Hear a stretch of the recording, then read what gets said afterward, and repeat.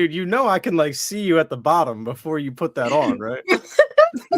No, I didn't know that, dude. You can see me during the intro like that? Yes, dude. I can see you at all times. Is that supposed to be like your McCready hat Dude, from the I thing? can't. Dude, I can't see you during those times. So I thought those were like a safe space for me to collect myself before we go on, and I didn't realize that you could see me during that 30 seconds, dude. Dude, yeah, I mean, thankfully I've never seen you do any like out of pocket shit. That's so funny. But yeah, I can fully see everything you're doing.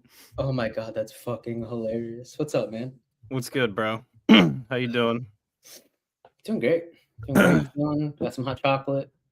Got a Yo, vanilla candle. the night would not be complete without our boy Old Restless. What What up, is old up? restless? We are happy to have you, sir. Always. What's up? I'm sorry. Run me through the list of things that you have real quick again. Got hot chocolate. Got a vanilla candle going. Got some water. Damn. I'm ready, dude. I got a Dr. Pepper. Of course. Classic. I stocked up on a 12 pack of these before this snowstorm hit. Smart. And I've been averaging 2 Dr. Peppers a day for the last 5 Those are days. like, what are those, like half cans or something though? Oh no, this is a 12 ouncer. Is it? Why does it look small? Because I got huge fucking hands, bro. You do have big hands? Yeah. I also have this blueberry muffin that my sister Nice. bought from Costco. Mm. Oh shit. We got our boy Evil Budzilla. It's got a Swiss Miss. Yo. Let's go. Cheers, bro. What up? What's up, man? I don't know if I've seen you in the chat before, but if you're new here, welcome. That's fucking dope. I feel like we would have remembered that handle. Strong. Yeah, handle. I feel like I would remember Evil Budzilla. That's a sweet name. That's a sweet name. Tyler's hand dwarfs that can. I don't know what you mean by that. I mean, Mark. Oh, yeah. Yeah, look, right? That's what I'm saying. Well, I don't know that he has small hands. He just has like average sized hands. Pretty average hands.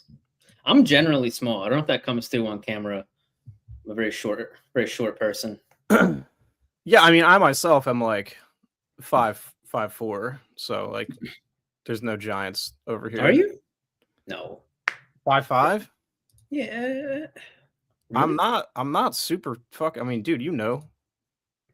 My whole perception of height is completely. Everybody's taller than me, so I don't think. Right, but you know what you are, so then you can look at me and be like, okay, he's only like X amount of inches, like, taller than me. Yeah. Yeah. No, I'm not. There's no giants on this stream tonight. We'll go back to back next time I see you. Suss it out. In. Dude, yeah. I haven't worked since Friday of last week. I had Saturday, Sunday, Monday, Tuesday, today off, and I just got a message from my boss earlier that I'm off tomorrow too. Dude, that's crazy.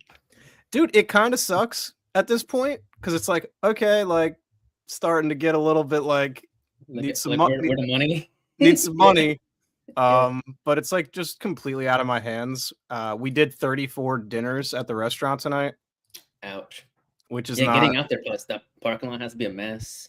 I mean, yeah, it's fine for me, but like people in general just are not leaving their houses. No, we timed the stream kind of perfect. Snowy horror. Dude, we timed this perfectly. We're supposed to get more snow on like Saturday night going into Sunday or something. I'm actually coming down. Yeah.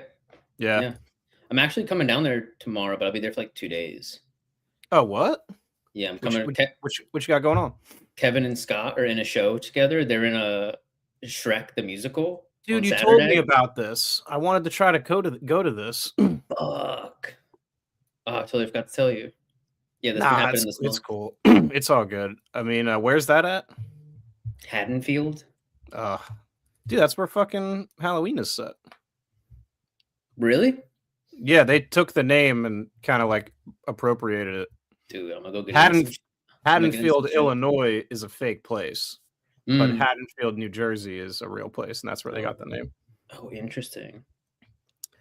Only comment I've ever made was about getting Airheads and Dirty Work being 50 effing dollars. Been off for 2 weeks, probably another 2 weeks. Finished Stalker 2, Watertown, New York. We got snow for days. Yeah, so you're right. We are kind of Airheads and Dirty Work. I think you're talking about the out of print Blu-rays video that I made. Yeah, that's rough, man. Stalker 2, though, I hear that's a dope game. So at least you're making the most of your time off. Welcome, man. Good to have you. Mark's Shrek invite got lost somewhere. Dude, we were talking about that a minute ago. It's fucked up. It's been a while. It's hard to keep a lot of stuff straight. But dude, yeah, what'd you get into today? How was your day today? This week's been chill. Work's been really busy, but like I just been writing a lot, so it's kind of whatever. Nice. The city's kind of just like a complete mess with the snow. Like there's just chunks of like it kind of gets plowed and kind of gets shoveled, but occasionally it gets like a corner where it's just like you're just climbing over a whole chunk of like snow to get to the sidewalk.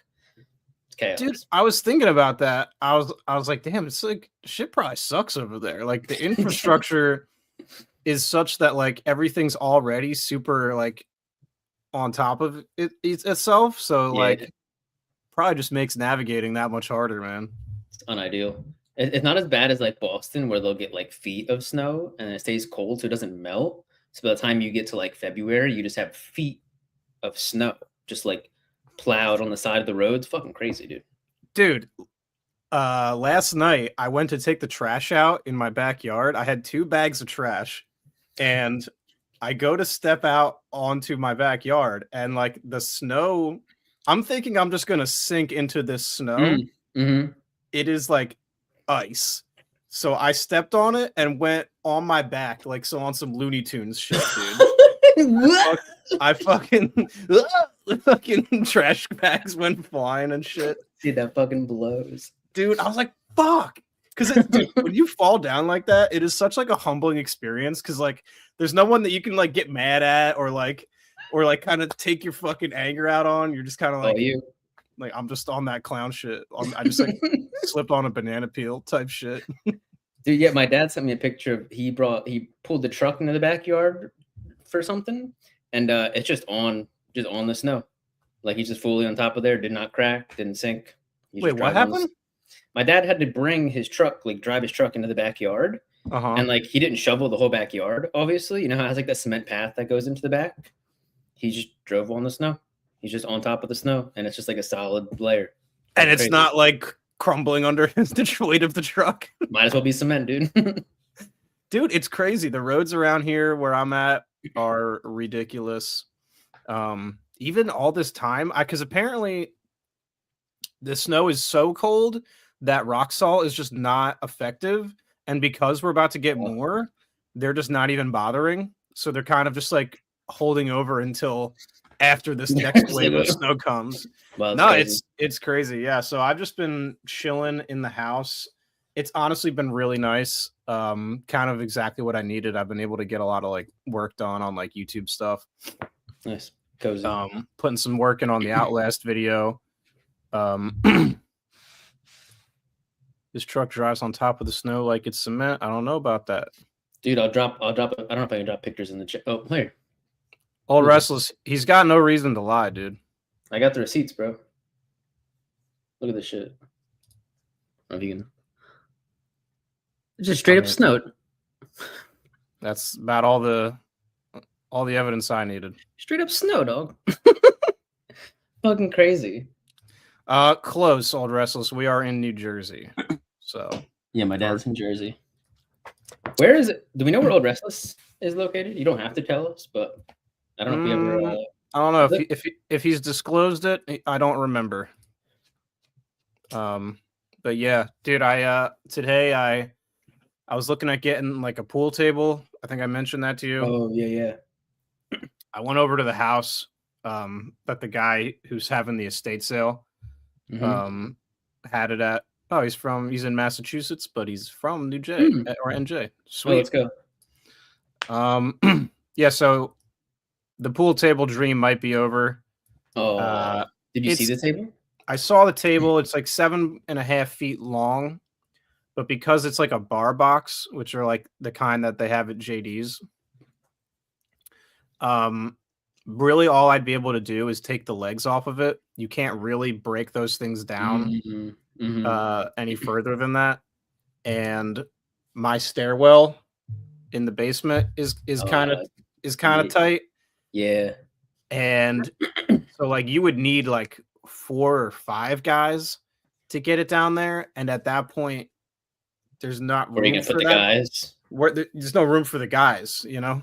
I see no real guys. I was just outside. I don't see any guys. Do you guys not have like no you know storm, basements? No. no storm doors. Bummer. Yeah, I mean, if I had those, it would kind of just be a done deal. I probably would have had a pool table by now at this point, honestly. Can you just fucking dig one? I mean, the house is done. It's been done for a while. Can't really like add that on at this point. It's unfortunate. So yeah, that dream might be over. It's pretty disappointing, but it is what it is. The guy also wanted like 400 beans for the table. And you know, it might be worth that, but it's, you know, it's kind of weathered, it's kind of dirty. The felt itself is good, which is the important thing, but yeah, so I don't know. Unfortunate, man. Yeah, it is what it is, man. Anywho, if you're just joining us tonight, welcome. We haven't done a Talks from the Shelf in a while. I don't know if you realize that. I didn't. They're kind of a lot of the 2 dudes end up kind of being like a Talks from the Shelf anyway. But this is like a legit. Kind of. Yeah, I mean, this is very like we're here to talk about Snowy Horror tonight.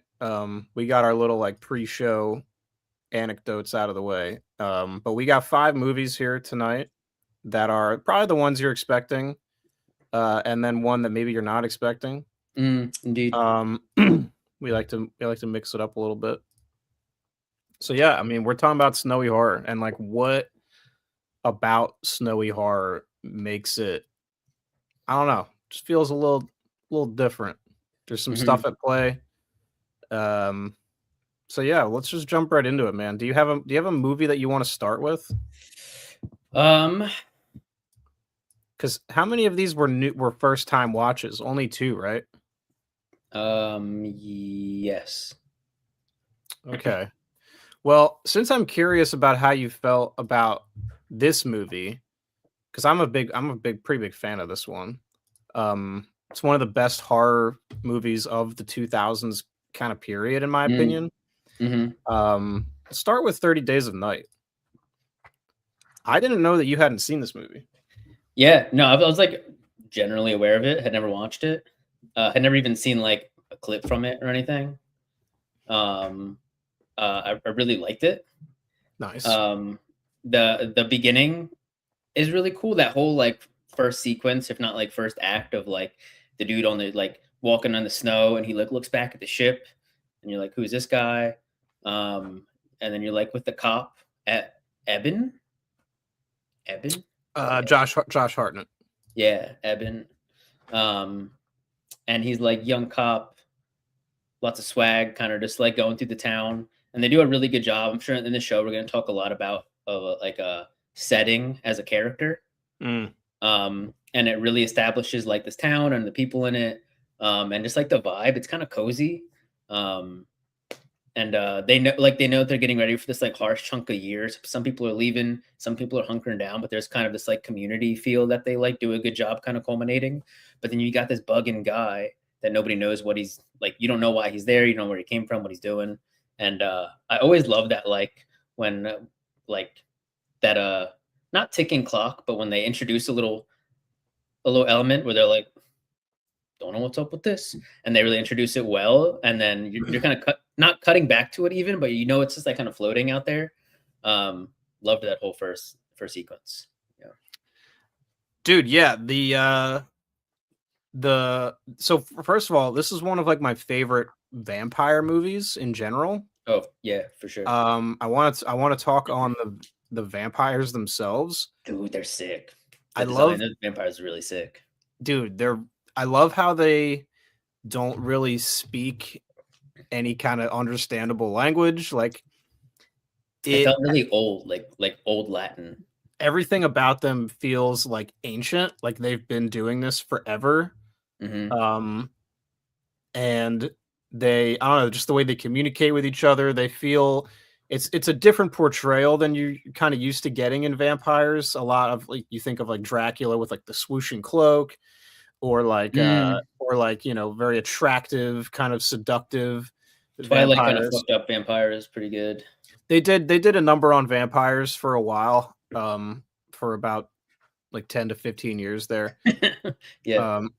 But yeah, I love this portrayal of vampires themselves, and the idea of, because this is like a real phenomenon that happens. I don't know that it's necessarily as dramatized as it is here, where it's like literally 30 days. I mean, I could be wrong. I didn't actually.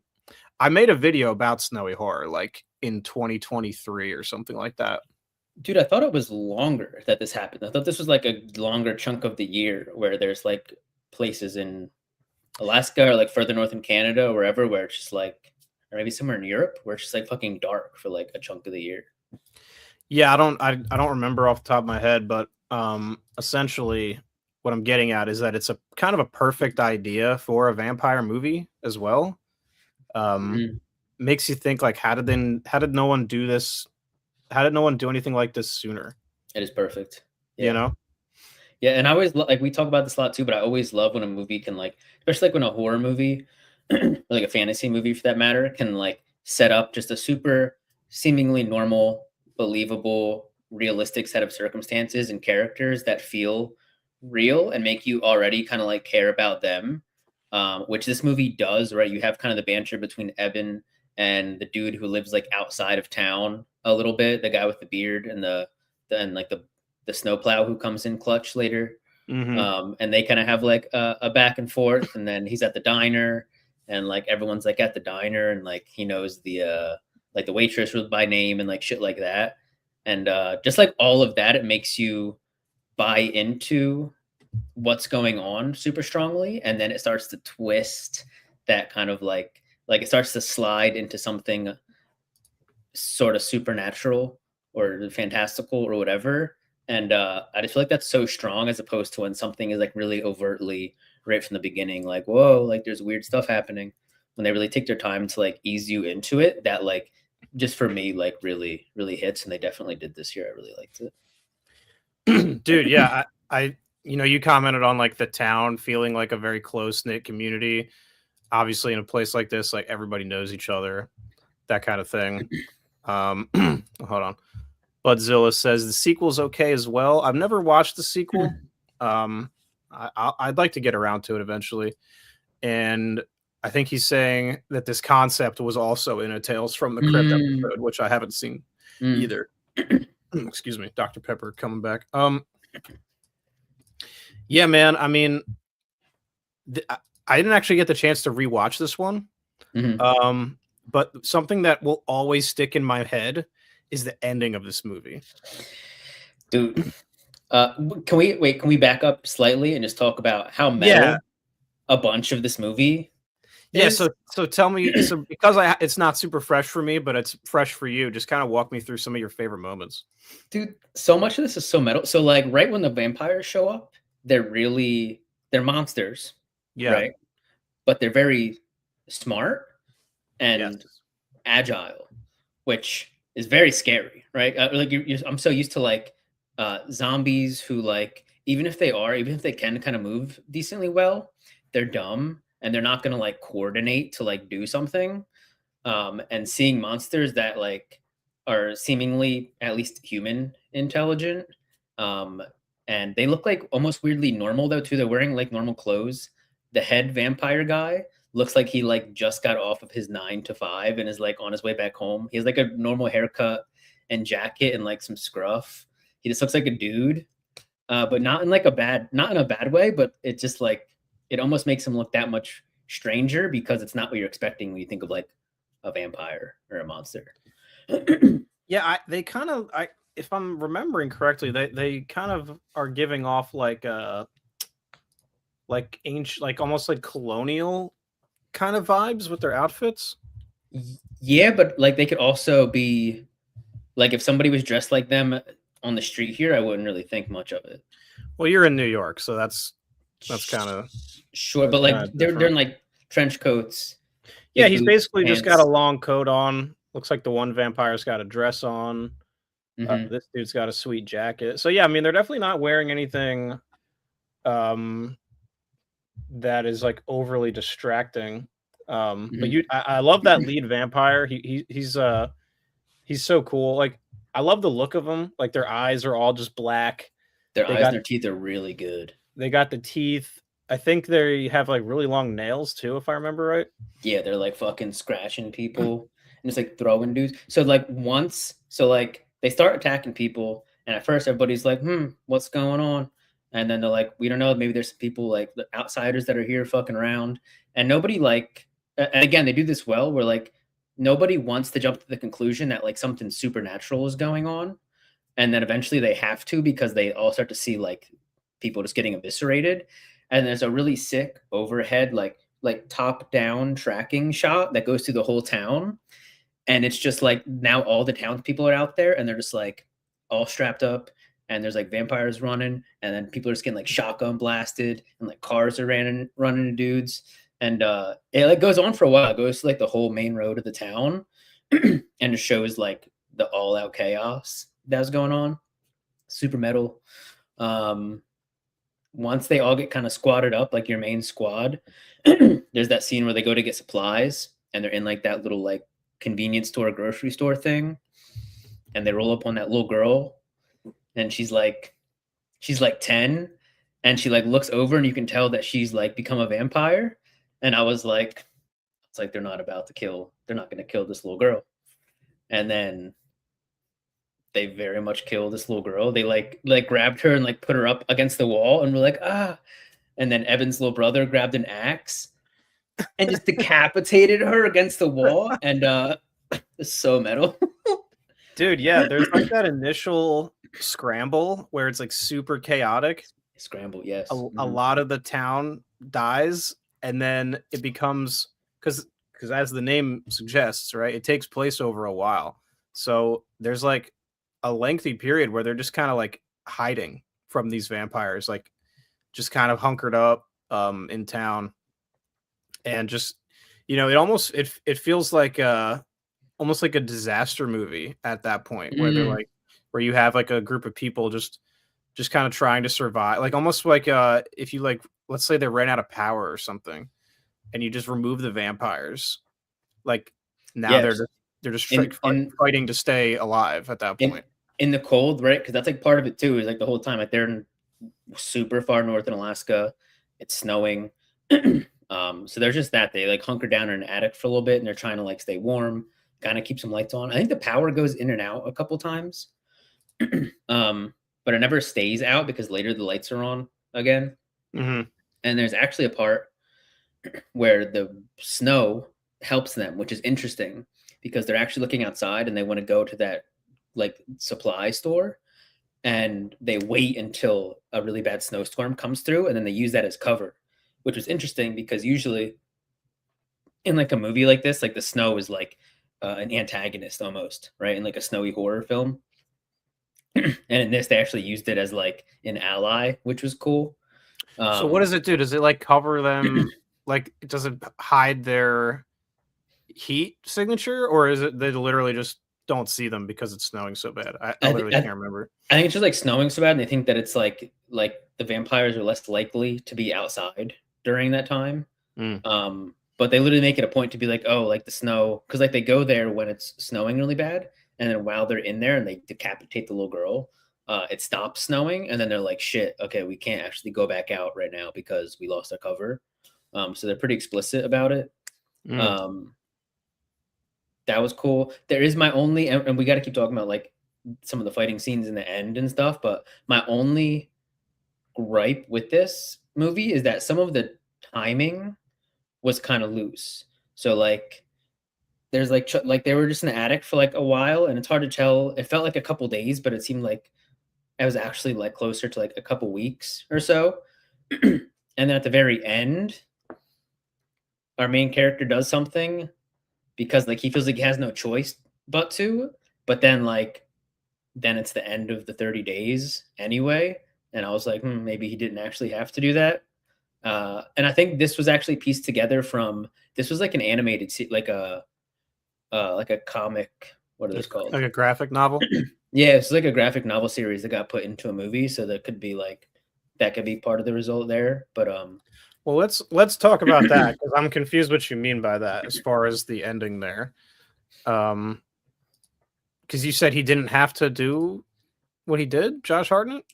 Yeah, so in the end, dude, the ending's really sick. So like, dude, the ending of this movie, like I said earlier, is fucking sick. I love this is like a trope that you'll find in media sometimes, where like, you know, so Josh Hartnett does what he does, right? He injects himself with the vampire blood so that he himself becomes a vampire, which like is sick, right? Because he's like, we can't fight them as we are, or something badass like that.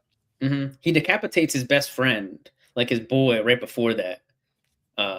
Dude, the practical effects. Sorry to derail you. The practical effects in this are really good, especially that scene where like his friend comes in, his friend who like killed his family, right? There's that whole kind of subplot, which is crazy. Was his friend a vampire at this point? By the time he got in there, he was, but he wasn't before then. So that's why he killed his friend, because his friend was a vampire? Yeah, his friend came in and like kind of stumbled how little in. I remember. His friend came in to like that big metal thing that they're kind of hunkering down in. And they can tell that he's starting to turn. And then he went and like something happened and he got his arm like stuck in that like grinder thing. Half his arm comes off. It looks great. And then he like collapses and he starts to like turn into a vampire. And Evan just like grabs his axe and it's like hacks his head off. And it kind of takes like a few hits and they don't actually cut from it. So you're just like watching this happen and his head is coming off. And it's really good. The practical effects were very, very good. And then that's when, so then now they have like this corpse there with like the infected blood. And then Eben starts talking about like, oh, if we want to fight them, like we can't do it as we are now. And they kind of take a couple minutes to like have him do that to let you piece it together first. And I was like, he's not about to lock in this hard. Like he's not. Dude, and then like there's like that fucking tearful goodbye with his brother who's been like around for the whole movie, and he's like, yo, you gotta like take care of my girl, I'm pretty sure he says, and like that blonde chick. Dude, and then he squares up with that lead vampire, and if I recall, they kind of throw hands for a little bit, and then the lead vampire's like, yo, you don't got shit. And then I'm pretty sure Josh Hartnett just fucking whips around and fucking sticks his whole fist right through Danny Houston's face. That's exactly what he does. And it is the most badass shit. That shit stuck with me, dude. The only other piece of like media I can think of that does something similar to this is like Batman Arkham City, where Batman the game? Yes, the video game. Batman, the Joker is like the final boss, and he like injects himself with this serum that makes him like the Hulk, basically. And so Batman does the same thing to himself, and then he becomes huge, and then he fights the Joker too, because he's like, I know, just jacked. So like that kind of, I just love that kind of like trope in media where, you know, someone does that and they're like, it's just such a cool thing, you know, especially in this instance where it's like literally going to end his life. Yeah, because you're so like, how could he have avoided this? He didn't want to live as a vampire, dude. No, so there. Okay, so the circumstances are most of the town is dead. Everything is gone to shit. You got Eben and his brother and these two other random girls who were like drinking vodka. They're not much help at this point. And then you got Eben's girl, who was supposed to leave town at the beginning, and then she like just barely missed her flight, so she got stuck there, which is cool. Mm-hmm. You don't know exactly what their relationship is. Yo, the scene in the diner where Eben is confronting the crazy guy, and the crazy guy like turns on him, and you see a gun come into frame at the back of the crazy guy's head, and it's this girl. And to this point, you don't know that Eben and this girl have anything to do with each other because you haven't seen them on screen together. And then she like backs him up, puts a gun to this guy's head. They arrest him. And then while that's going on, Eben and this girl are having a banter, and you're like, what is the relationship here? Like, how do they know each other? And it was so cool. Like, there's like so much stuff like that was just like very well done, where it wasn't like, oh, like, look, this is happening. This is who these people are. And they really like crafted that. I really like that. But anyway, so she's there still. She went to save like this little girl they found. They're pinned under this truck, and a bunch of like the town is burning down, right?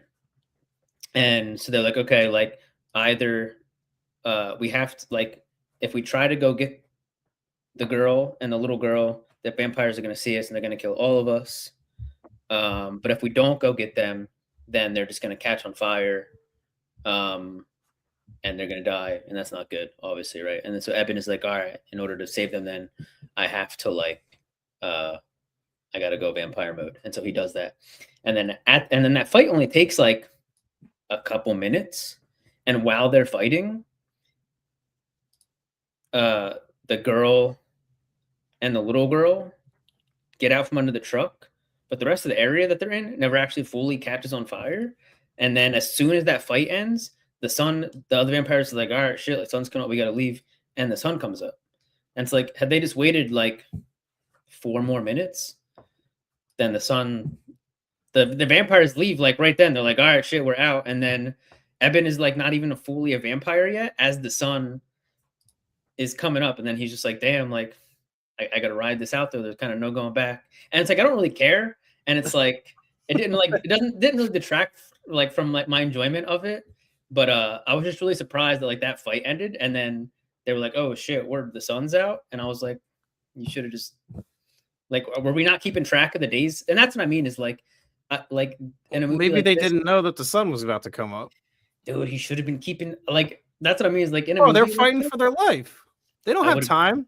dude, somebody needs to be keeping track of days, man. You know, you got a clock. Bro, people are dropping like flies. They That's don't have time to keep track of that sort of thing. Dude, somebody should have been put, because like if that's the thing where you're like, all right, like once we get to this day, then we're safe. Somebody's got to be keeping a tally, man. But other than that, Oh no, man, that sounds like a lot to ask. dude, just count. Dude, just count. Someone Bro, can count to 30. Are you familiar with like Maslow's hierarchy of needs, bro? There's like food, shelter, warmth. Check. Yeah. Like that's all, they're trying to make sure they're checking all those boxes and then trying to avoid the fucking primordial vampires. They're like everyone they know is dead. Like, I don't know, man. That just seems like a tall order for me. All I'm saying is like I was just surprised because you have like that big ending, the fight's sick. He does literally like the head vampire like lunges at him and he just turns and just fucking sends his hand up into the air, and then it cuts like a side shot and his hand is just coming out the back of his head. Dude, that shit was sick as hell. It was sick. And then like literally minutes later, sun's just out. I guess because like the alternative is for there just like to be like then a weird chunk of space between the end of that happening and then them just hanging out again for a couple of days in the dark and then being like, all right, now we're good. I feel like you can easily chalk that up to them just having other stuff to worry about than when the sun's coming up. Unfortunately, the way, because Eben was like, fuck. He saw the light start to happen, and he was like, no. Well, like, all right, so let's say he doesn't do that, right? It's feasible that someone could have just yanked them out from under the car and just killed them that way too. If he doesn't go up and make this whole show of challenging the leader. That's true. In front of everyone. So he kind of like causes a distraction in that sense and like stops them from getting eaten. Regardless.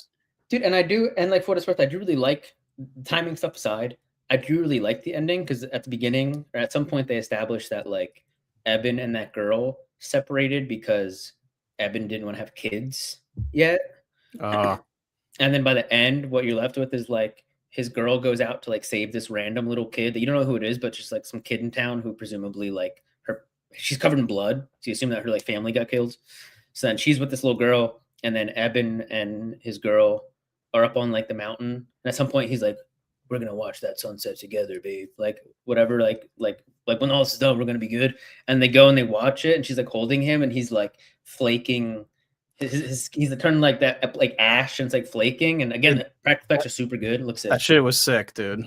It's a very like tearful, like you know, him fucking. It's very cinematic. Yeah, he took it too. He was like, "All right, this is what it is." Yeah, I mean, it's a great ending. It's a great movie. It was very super fun. I'd Really, 100% really watch it like again. Yeah, Yeah. no, it's a great movie. I think the 2000s for horror is very spotty. But like the shot, the gems of the 2000s shine really bright, and this is one of them, in my opinion.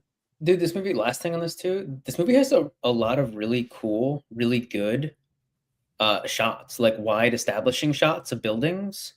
Um kind of randomly, like not that the rest of it looked bad, but there's like probably half a dozen of these, like the first time you see whatever that big building is that they're in at the end, but you see it like way earlier in the movie, like the big metal building thing. The diner somewhere else. There's a bunch of these like really wide establishing shots where it's just the building, there's no people, and it's snowing constantly. And they were like, there's like a handful of these beautiful shots that are in it that every time I saw one, I was like, it's like, whoa, like what's that do? Almost like what's that doing in this movie kind of shot, but really good. Dude, I'm glad you fucked with it so much, man. Yeah, it's fun. All right, I think we can move off of 30 days here. I guess we'll just get this bad boy out of the way. What can be said about The Shining? Dude, what's your history with this movie? When's the first time you saw it? What was the vibe? This was one that we did have on DVD growing up, on our childhood street. So yeah, this was one that I did see fairly young. But the way that we watched movies back then was kind of like, I don't know, it was very chaotic in my house. So like there wasn't a lot of time, like uninterrupted time to just like watch a movie. Just sit in the living room and watch a movie. Yeah. And The Shining is a long one. So like my memories of this movie are like watching like chunks of it. And then, you know, into high school and like the following years is kind of when I was able to just, you know, based on like my living situations, like start to be able to kind of like what you're doing now a little bit, but for like totally different circumstances and everything, but like just kind of being able to like start to cultivate like a collection and like, you know, rewatching things. So probably, you know, maybe 10 years ago. Okay. Is when I really started to like develop an appreciation for not just this, but like dozens and dozens of other like classic horror movies. Because you grow up being familiar with them, and maybe you watched them once when you were a kid, and you're like, yeah, I know, like that's objectively a good horror movie. And then you get to like rewatch stuff, and then you're like, oh yeah, like that's like a really good horror movie. Dude, I saw this as a kid at some point, and I can't remember when. I can't remember who I watched it with, but I remember watching it, and so I remember then being afraid of like the bath scene really stuck with me. Same. For like a long time. And it's interesting rewatching it. So I watched it, you know, like a week or two ago, and that was the first time I had watched it through in a really long time. And I had seen like chunks of it on TV or whatever, like over the years. But I hadn't watched all the way through. I think we watched it in Film Institute. But even then, that was probably across like 2 classes, probably because of how long it is. Sort of like a couple day watch sort of thing. Yeah, I mean, if they let you do all 3 periods in one day, for one movie, then yeah, probably like two whole days, if not more. Yeah, and then so like even that is not like a perfect sit down and watch. Anyway, it's been a long time, and then that scene came up, and the movie like dances like references that room 237 a few times and like kind of builds up the suspense. And I was like, oh yeah, that's the room. I'm sure that's gonna be the room with like the bathtub scene or whatever. And then when he gets in there, I was like, oh, like I don't actually remember. Like I remember being afraid of this, but like I couldn't remember what happened. And then the girl, it's just like a normal girl, like naked. And then Yeah, initially you're like, oh hell yeah. I was like, all right, this is cool. And then she gets super gross, right? And it's like a whole like montage scene. Yeah, it's fucking This is great, like the duality of man here. perfect. I respect your Perfect. opinion, Budzilla.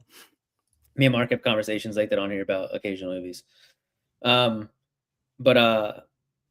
and it's like that happens, and then she's all gross, and it's like cutting from like Jack holding her to then there's just like some shots of just like her in the water, just like kind of floating and like seemingly like had drowned or whatever. And it was interesting because that like was like Carrie. I've talked about watching Carrie on here before for the first time when I was also a kid.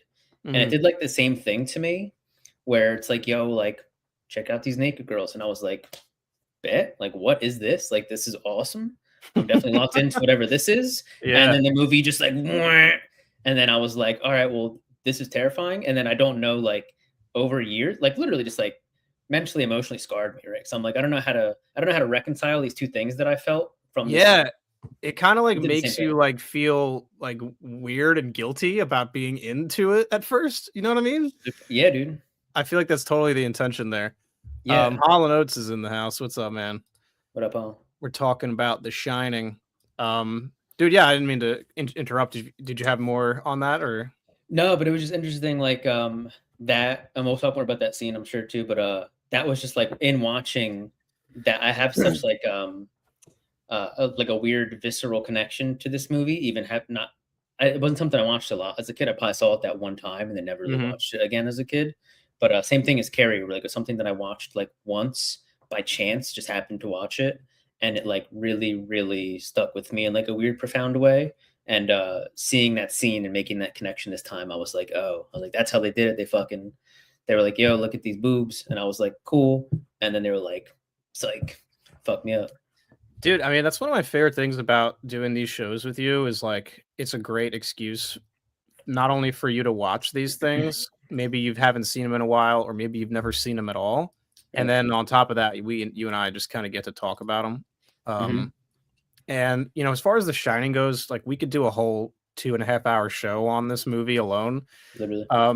So like, you know, it's really fascinating because like Stanley Kubrick himself, like when you look at his body of work, right? This is the only horror movie he ever made. And it's like hailed as maybe like it's in the top 5 probably, like it's up there with like Halloween, Exorcist, you know, all those movies. It's like a lot of people would tell you this is their favorite horror movie ever. And you know, he did that with like, you know, he made one of the best sci-fi movies with 2001. He made one of the best war films. Too. That movie's scary. Full Metal Jacket is scary in a different way. Yeah, it is. So like he was like a guy that you couldn't pin down, right? He was always doing different shit. You know, war, sci-fi, horror, whatever the fuck Eyes Wide Shut is. I still haven't seen that. Me neither.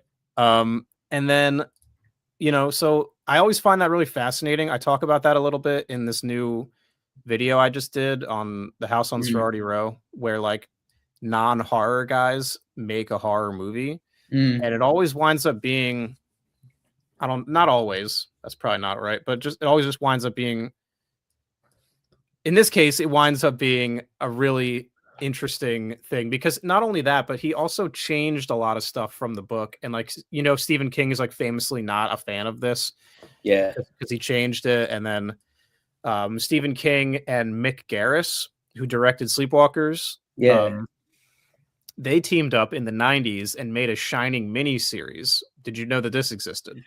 Dude, I saw that and it fucked me up because I also saw the bath scene in that, and it's the actor is the kid who is no, not who's in the Little Rascals movie.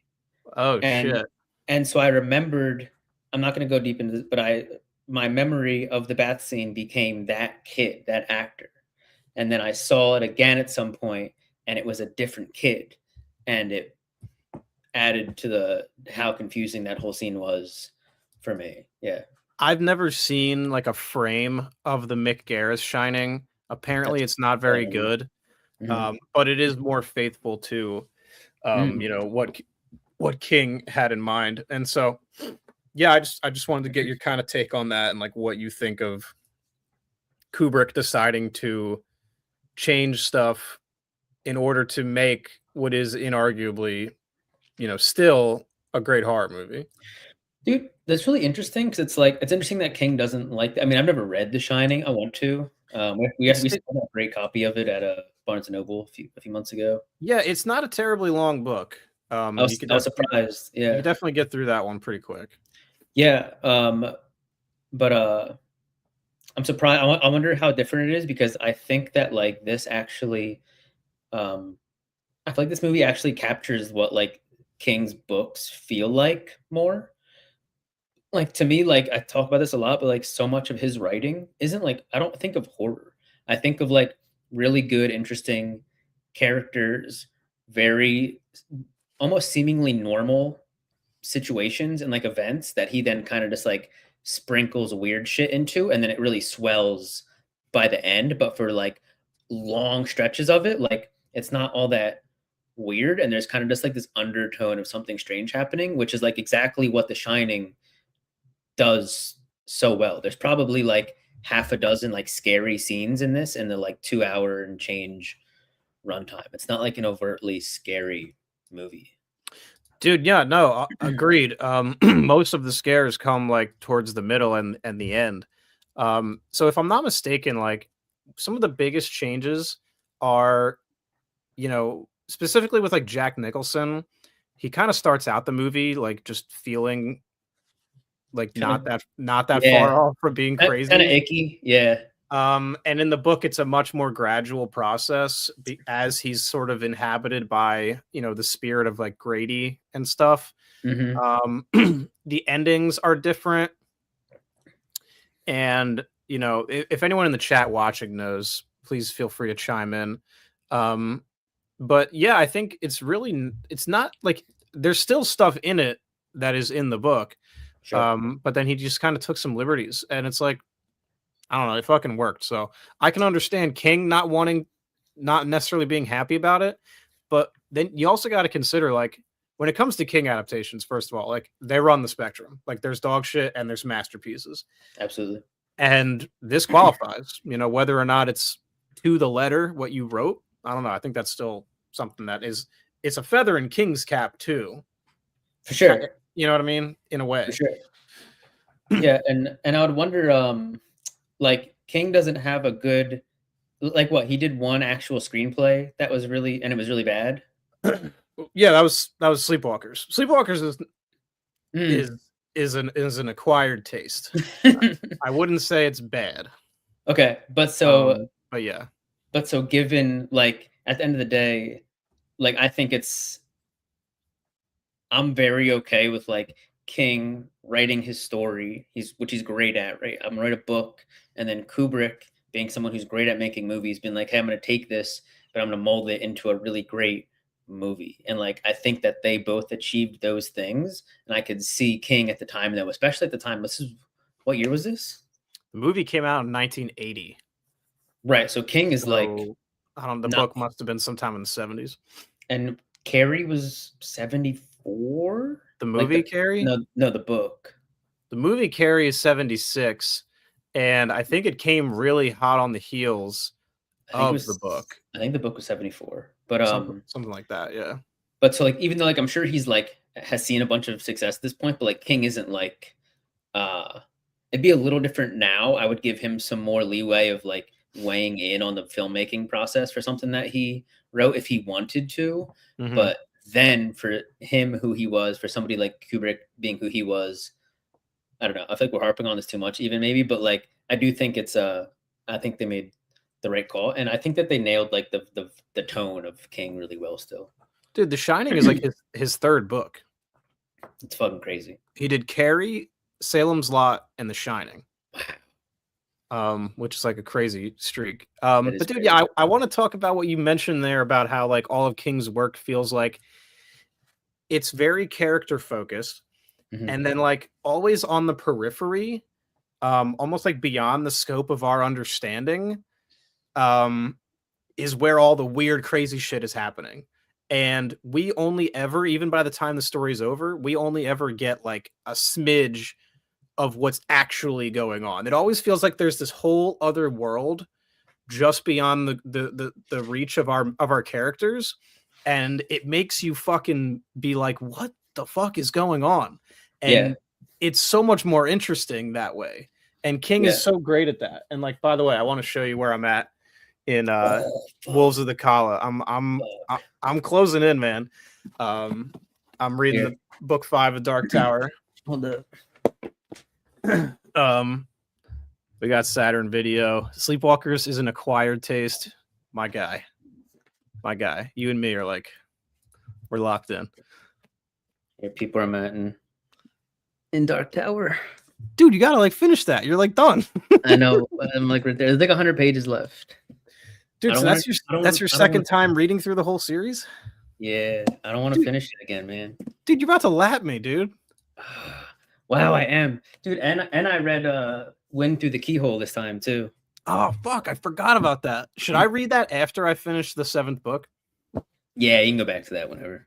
Okay, cool. Yeah. All right, let's circle back to The Shining a little bit. Yeah, there's so much to talk about. You sound like you have something you want to say, so go ahead. Yeah, I don't want you to lose your thought. No, two things. This rewatch, like watching it sitting down, fully watching through it, it was much less convoluted and much less fluffy than I remembered it being. I remembered it being like such like a mind fuck, and I think people talk about it like that of like, whoa, like what happened? Like, how did all these things happen? And then I watched it through this time, and I did not remember there's that whole scene where the caretaker guy, I forget his name, the chef. Oh, Halloran? Maybe the black guy. Doc Halloran? Yeah. Doc, yeah. Or no, what he calls the kid Doc too. But him and Danny sit down and they have that conversation while like Danny's having ice cream and the parents like touring the rest of the hotel still. And they have that conversation about like they have like a full conversation that like explains so much of what's going on. And he's asking about like the shine, and they actually talk about that. And like I did not remember that at all. And he's like, some people can just like kind of communicate, or they can feel each other, or they can like feel echoes of things that happened in places, and like some buildings and places kind of can shine, and they can like transmit the feelings and memories of stuff that happened in them, right? Mhm. And they kind of lay all that out there, and I was like, oh, okay, like that. I have an explanation for this. So as a kid, right, this would be the scene where I'm not fucking paying attention, dude. I'm like, yo, they're doing a lot of fucking talking right now. Like, can we get to the fucking those creepy twin? Did I just zone out as a kid? Dude, I mean, it's a 2.5 hour movie, if I'm not mistaken. And I'm like, I don't give a fuck what these two are talking about. Like, get back to Jack Nicholson and his fucking freaky ass. Like, dude, you're spot on, dude. You know what I mean? I'm fairly certain, with me anyway, that's definitely what wound up happening. It is a long scene. And it's kind of it's got to wrap this shit up, dude. Dude, that's so funny. Yeah, but I watched that scene this time, and I was like, oh, that makes so much. I mean, if done well, yeah, but I don't necessarily love like lengthy exposition dumps either. For what it's worth, I do think that a movie like this, like, maybe not needs it, but definitely like, well, benefits like from it, or else it would have been like, yeah. I mean, with this particular movie, like you could definitely like convey all that stuff without having to talk about it necessarily. But I also don't think it like hurts the movie either for Doc and Danny to have that relationship. Because in that moment they establish like if Danny tries hard enough, he's able to talk to Halloran from like far away, right? Yeah. And that's ultimately what winds up saving them in the end because Halloran shows up. Dude, that part is like hilarious because there's about 30 minutes of Halloran like on a bus, on a snowmobile, like on a plane, like dude, hours. He traveled hours, dude. So long at great personal risk. Walks in the front door, wham! Fucking just gets taken out immediately, like folded under no opposition. Like didn't even get to put up a fight. Nothing. And like he should have been on his guard a little bit more because he's like, oh shit, like Danny's in danger. Like I better show up. Didn't even bring a strap with him or anything. Dude, he was fitted though.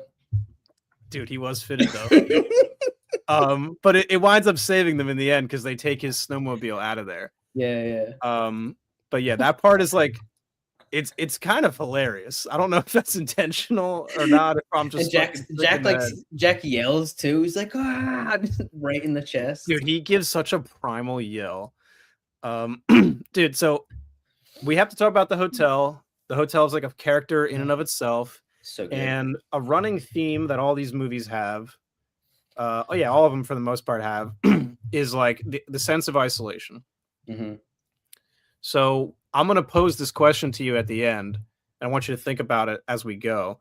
Mm-hmm. Which of these locations would you least, and I guess we can do most as well, would you least and most want to be stuck in, for an extended period? Okay. So just keep that in mind as we go along. All right. And like the situation in the movie is the situation that you will. That was gonna be my question. Like how much of that context do I have to adopt? But all of it? Okay. Let's say, most of it. Most, if not all of it. Okay.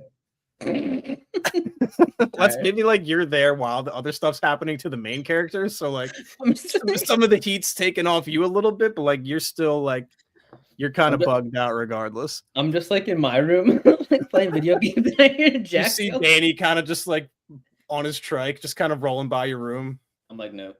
You just put your headset back on. Dude. So yeah, the hotel is like a character. It's so great. I love all the beginning stuff where they're with Stuart Ullman and he's like walking them through and he's like, it's such a great, because it makes sense, right? Like it makes sense for him to be showing Jack all of these locations because of the nature of what the job entails. And then it's a perfect audience surrogate for allowing all of us, because all of these places that they show you always wind up coming back. Doc shows Wendy the walk-in freezer, and then the Jack gets stuck in the freezer. So it's great stuff. It's great stuff, dude. There's before I forget, this movie too like does a lot of there's a wide shot, a recurring wide shot of the whole hotel, and they show it probably half a dozen times, and it's just getting like progressively more snow covered. Yeah. Which is really cool. And it's like a really nice shot. And just like, dude, that hotel's fucking gorgeous.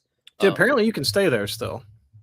Yeah, that's awesome. I want to go there one day. Yeah, I would do that. That'd be cool. Place is beautiful. I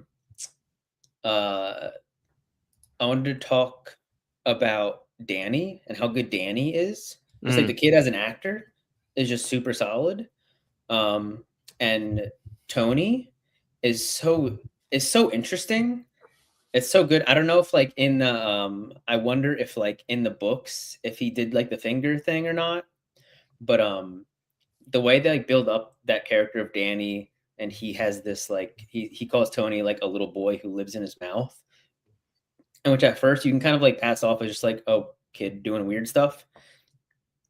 And over the course of the story, you realize that he just has like this other sense that he can tap into that he doesn't understand because he's fucking 7 or whatever. And so he is kind of like anthropomorphized it, whatever that like he's like I think that's where you like take like that's like Zootopia where they have like a rabbit and they make it like a girl. Yeah, I think it's like putting human traits onto like an animal or plant. Right, sure. Same idea. No, I know what you mean. I don't know what the correct usage would be there, but Yeah, you're right there. Yeah, and that's just like so interesting. And there's like the part where like shit starts going down at the hotel, and his mom is trying to talk to him, be like, "Yo, like, are you okay now?" And he won't stop using the Tony voice, and he's just like, "Dan isn't here right now," and he's just like staring at her, and I was like, I was like, "Yo," and then I was like terrified for Wendy. Yeah, Wendy. Terrified for her because I was like, great, like her husband's psychotic, trying to kill her. Her son is a fucking psycho, just like, Dude. it Yeah, that's what makes it such a fucking harrowing story, right? Because it's like for Danny, it's his literal dad trying to kill him. Your dad's supposed to protect you. Wendy, her husband's trying to kill her. Mm-hmm. So it's just a horrible situation for everyone involved. The Thing, I'll stay in my shed and get drunk and wait for all of it to blow over. Is that a you doing a Shaun of the Dead thing there as well? I see what you did there.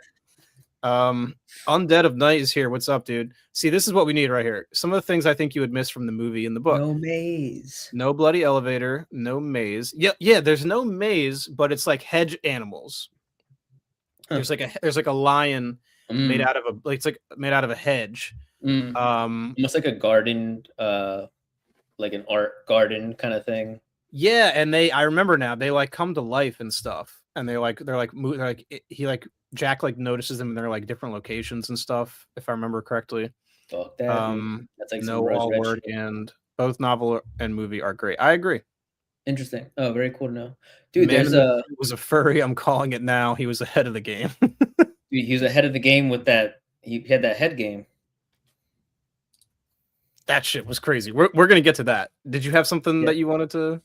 There's a great shot where Jack is a really trippy, really great, super like from a production level, super simple, but just like the final result was fucking awesome.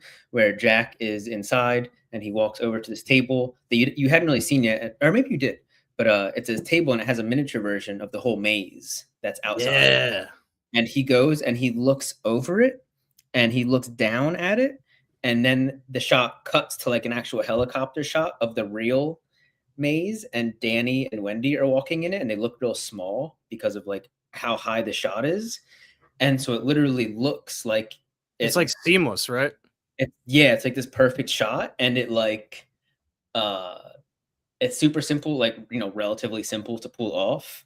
But you had to have like the foresight to like actually, you know, shoot it like that. And that was so cool. Well, Kubrick was famously meticulous to the point of like he's that boy. Yeah. You know, being a dick. No talking finger in novel. Oh, interesting. Was it Tony that was it like the same idea? He had like an imaginary friend kind of thing. Curious. Yeah, that's interesting. I couldn't tell you for sure. I like the finger thing though. Yeah, I mean it definitely I think comes across better in a film. Sure. Dude, so quick anecdote. Sunday when it snowed a lot, I went sicko mode on my driveway. Legitimately like hurt my back. My back was very sore for like 2 days. Oh, I bet. Thankfully I didn't have to go to work or anything. But Sunday afternoon, after I got done snowing or shoveling, excuse me, I like took a shower, I ate some pasta, and then I like laid in bed and put The Shining on. It's awesome. And it was very cozy for like a little bit, and then I wound up falling asleep, and I kept waking up at like really bugging times in the movie. And it's like my room is dark and The Shining is the only light, and fucking the scene where Danny's like red rum. Oh, no. Dude, that shit fucking woke me up. I'm like mad disoriented and shit. I'm like, yo, what the fuck is going on, dude? Dude, that's that much more bugging because his mom wakes up in that scene. Thank you, Old Restless. I'm feeling fine now. I felt mad stupid though at the time. Wait, so Wendy like also gets woken up by that? Yeah, she's asleep and he like wakes up and like grabs like her lipstick or whatever and writes that, and then he's just like, wah, and he starts yelling, and she's like, what the fuck? Yeah, dude, that scene is bugging. Tony is only in Danny's head in the novel. Interesting. I guess that'd be really hard. That is another thing different. No That's red so- rum in the book. See, that's so funny because like I gotta read it, man. red rum is like iconic, like related to The Shining. So is All Work No Play. Yeah, and so to hear that wasn't in the book is kind of surprising. I gotta read it, dude. That's the thing. Saturn Video is like, it wasn't like a bad experience. Like it was kind of chill. Like I fell back asleep after that. I think I woke up again when they're like escaping the hotel, and then I fell asleep for like maybe 10 more minutes. And then the movie went back to like the menu screen, so it's just like burn, burn, burn, burn, burn, burn, just like over and over again. And I think I tried to just like sleep through that for a bit, but then at a certain point, I had to be like, "All right, well, we gotta change this. We gotta turn this the fuck off and get back to my day." Yeah. So this is Dan, right? It is familiar. What up, Sauceful? I can't remember. I'm fairly certain this is Dan. Sorry if you don't want me to disclose your identity on stream, Dan. Definitely not Dan. That sounds horrific to me. That sounds horrific, dude. Yes, it is. What up, dude, yeah, I mean it was something. Dude, that scene where they're escaping the bathroom and she just kind of like yeets Danny out the window is sick, and he just like kind of slides down like and the snow is like up to the window. Yeah, like it really sells just how deep in the shit they are at that point. Meters of snow. Yeah. Like the fact that you literally couldn't leave you know, if you wanted to is crazy. Dan, we got Dan. Yes, we do. Dude, they do such a good job at the beginning of that movie too, with that really long driving shot, and they just show you like how far out in the middle of nowhere. That's a great point, man, because it's easy to forget that because it happens so early. But you know, if you're thinking about that in context, like they're nowhere, dude. It really emphasizes how much of a fucking process it is to get there. Mm-hmm. They establish they have like that one radio, they can talk to the police station. That's it. Yeah. Dude, I love when I love that whole like circuit that Wendy runs throughout the hotel at the end, and it's like she's like stumbling into rooms. Oh my god. And it's like they're like all really like coolly lit, and like there's like everything's like covered in cobwebs, and there's like skeletons and shit. Dude, that shit looks so sick, man. I love all of that stuff. Dude, she's having such a bad time. She's like running past doorways and shit, and it's like she's gone back in time at a certain point because it's like the New Year's people are here from like, you know, the final shot of the movie. It almost feels like the hotel is becoming like antagonistic towards her, like it's helping Jack get her, like by it's stuff like that. The whole idea, right, is that like the hotel itself cannot hurt you, but it will manipulate people into kind of doing its bidding, which is what they do with Jack, right? So like if let's say Jack wasn't so susceptible, you know, and I think that's the idea, right? Is that Jack has his problems with alcohol, and I'm fairly certain he has like a bad relationship with his dad and stuff. And so like he was just kind of a candidate, like a perfect candidate to be taken over by the hotel. Interesting. And that like maybe someone with a stronger constitution, you know, wouldn't have like this wouldn't have happened to them. Interesting. Yeah, because I don't think the hotel itself isn't hurting anyone. It's Jack. It can make you see shit, but I don't think it can physically hurt anybody.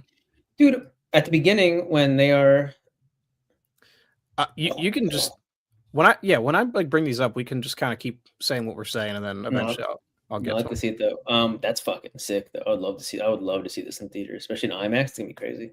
Dude, they did it recently here, and for one reason or another I wasn't able to make it. Pretty pissed. Wendy had the worst trip ever. Yeah, no, that imagine being on shrooms at the Overlook, dude. Dude, at the beginning when the guy's giving them the tour and stuff, and they're Mhm. outside and they're coming back in, he offhand mentions that the hotel is built on an old Indian burial ground, Mhm. which like answers a bunch of questions. Like it's kind of like a hand wavy, almost like more explanation and backstory than we need. But he kind of just says it like real quick and almost like not even Kind of not that the mic. dismissively. Yeah, not even like not that the mic doesn't pick him up fully, but it's like they almost were conscious of not making it like a whole thing. And I was like, oh, I was like, great, you know. So, if Undead of Night is still in the chat, let me know how much that actually plays into the book because I don't actually remember. Old Restless say and the 4K of The Shining is fucking beautiful. I By bet. the way, I have Mark's old Blu-ray that I watched it on. Also, was great. That was sick, man. I'm sure that looked good too. I was appreciative. Dude, and so like that's the thing, right? Like you don't ever know definitively whether or not that's the cause of what's going on at the hotel. Yeah. Like it could be, but we don't actually know that for a fact, because you know, Grady killed his like whole family and shit. Mm-hmm. And he may have just kind of been driven crazy. We don't actually know. So it's kind of like up for interpretation. Dude, you know what's really interesting is one of the most interesting things to me was the scene where Jack is locked in the like pantry, and then Grady comes and lets him out. Dude, There's no other physical explanation for how he got out. Like he came, Grady was talking to him, and then he unlocked the door, and Jack was out. Maybe the hotel can like What's up with that? manifest physically. That's the only time that happens. Yeah, if I'm not mistaken. because like he got closed in there, and then I was like, all right, well, like that seems. I feel like that's gooch. That's a done deal. Yeah. Yeah, yeah. Which I'm sure Wendy was too. She's like, all right, that sucks because that's my husband, but like, whatever. And Dude, no. So there is a documentary called Room 237. I would highly recommend you watch it. It is, if I'm not mistaken, it's like 4 or 5 different people, and they're kind of like posing their own sort of like theories as to like what the fuck is going on in The Shining. Interesting. Okay. It covers all the stuff from the Indian burial ground to Kubrick like having faked the moon landing. I don't know if you're familiar with any of that. Yep. Burial ground is not in the book, and the hotel does impact characters. I'm assuming you mean physically here, which is very interesting. Thank you, Undead Night. Pretty clutch. What was I saying? Oh yeah, so it's just, and the great thing about the documentary is it's not really, because it kind of goes from theory to theory. There's like 4 or 5 of them, and it's not really saying like, "Yo, this is right." Like the whole thing is kind of like the whole idea of the doc is that like, yo, this movie's so kind of crazy that there's all these different interpretations that all these different people have kind of mapped onto the movie over the years, and each one is like kind of crazier than the last, and it's just fascinating to hear about. There's people who will like, sorry, last thing. There's people who will like, they like would play the movie in like normally, then they would play it backwards and like superimpose it over the movie. And they'd be like trying to see if like things lined up, dude, at like weird points, because like the idea was like, oh, Kubrick does nothing accidentally. Anything that's in frame, Kubrick wanted you to see. Yeah. So they're like they're going like arguably like too deep on it, but it's just fascinating to see the shit people come up with. Yeah, I must have. It's a great doc, Saturn video. You'd like it. Did you like reference that in a video that you did on at some point? So I feel like I've seen the pieces of it. Maybe we talked about it and I looked up some of it. Maybe. It sounds very familiar. I can't remember. Well, no, you know what? We did do the Stephen King show. That was one of our first ever Talks from the Shelves episodes. I'm sure we talked about The Shining. Maybe we talked about that. Dude, yeah, this is definitely the second time we talk about The Shining. This is what I mean. Like, we could talk about it for forever. For sure. Actually, I think with that in mind, we should probably move on because we got 3 more movies to talk about.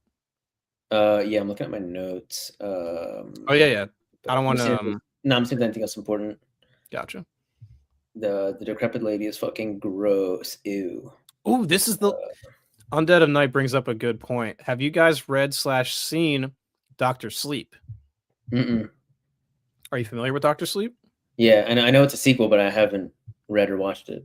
Dude, I haven't read it, but I have seen the film. It's from Mike Flanagan, who, if you know, is like my guy. He's like one of my guys. He's my guy. It's good. Dude, he nailed it because interesting. As Undead of Night points out, you know, the challenge of making a Dr. Sleep movie is you have to make a sequel to The Shining, which is a movie that exists, and you have to do an adaptation of Dr. Sleep, which is a book that exists. So there's dude. It's not cohesive, right? Because people know the movie The Shining. It's like ubiquitous. It's a classic film. But you also want to adapt to this book properly. No pressure. And he does it beautifully. I think it's a great movie. You should absolutely seek it out and watch it. I really enjoy it because he's able to tie in the book ending of The Shining into Dr. Sleep. Very interesting. That's all I'll say. Okay. Yeah, you and Nick.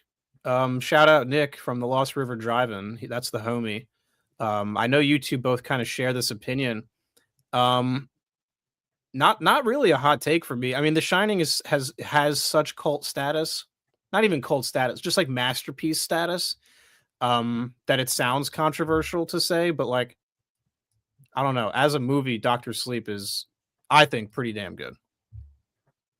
Stephen King actually liked the 90s remake of The Shining film better. Yeah, he was very much involved with that. Like him and Mick Garris worked very closely together. So I'd be surprised if he didn't like it better. That was like the whole point of them doing it was like, nah, we're gonna do it and we're gonna do it, but we're gonna do it right this time, which is in hindsight such a bold take to be like, I don't know if this Kubrick guy.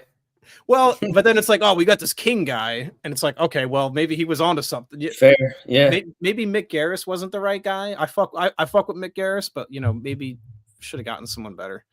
Wasn't Dr. Sleep like relatively recent too? Like even the book was like within the last, I want to say 15 years, or did I just? Yeah, absolutely. I think it was like 2011. Yeah.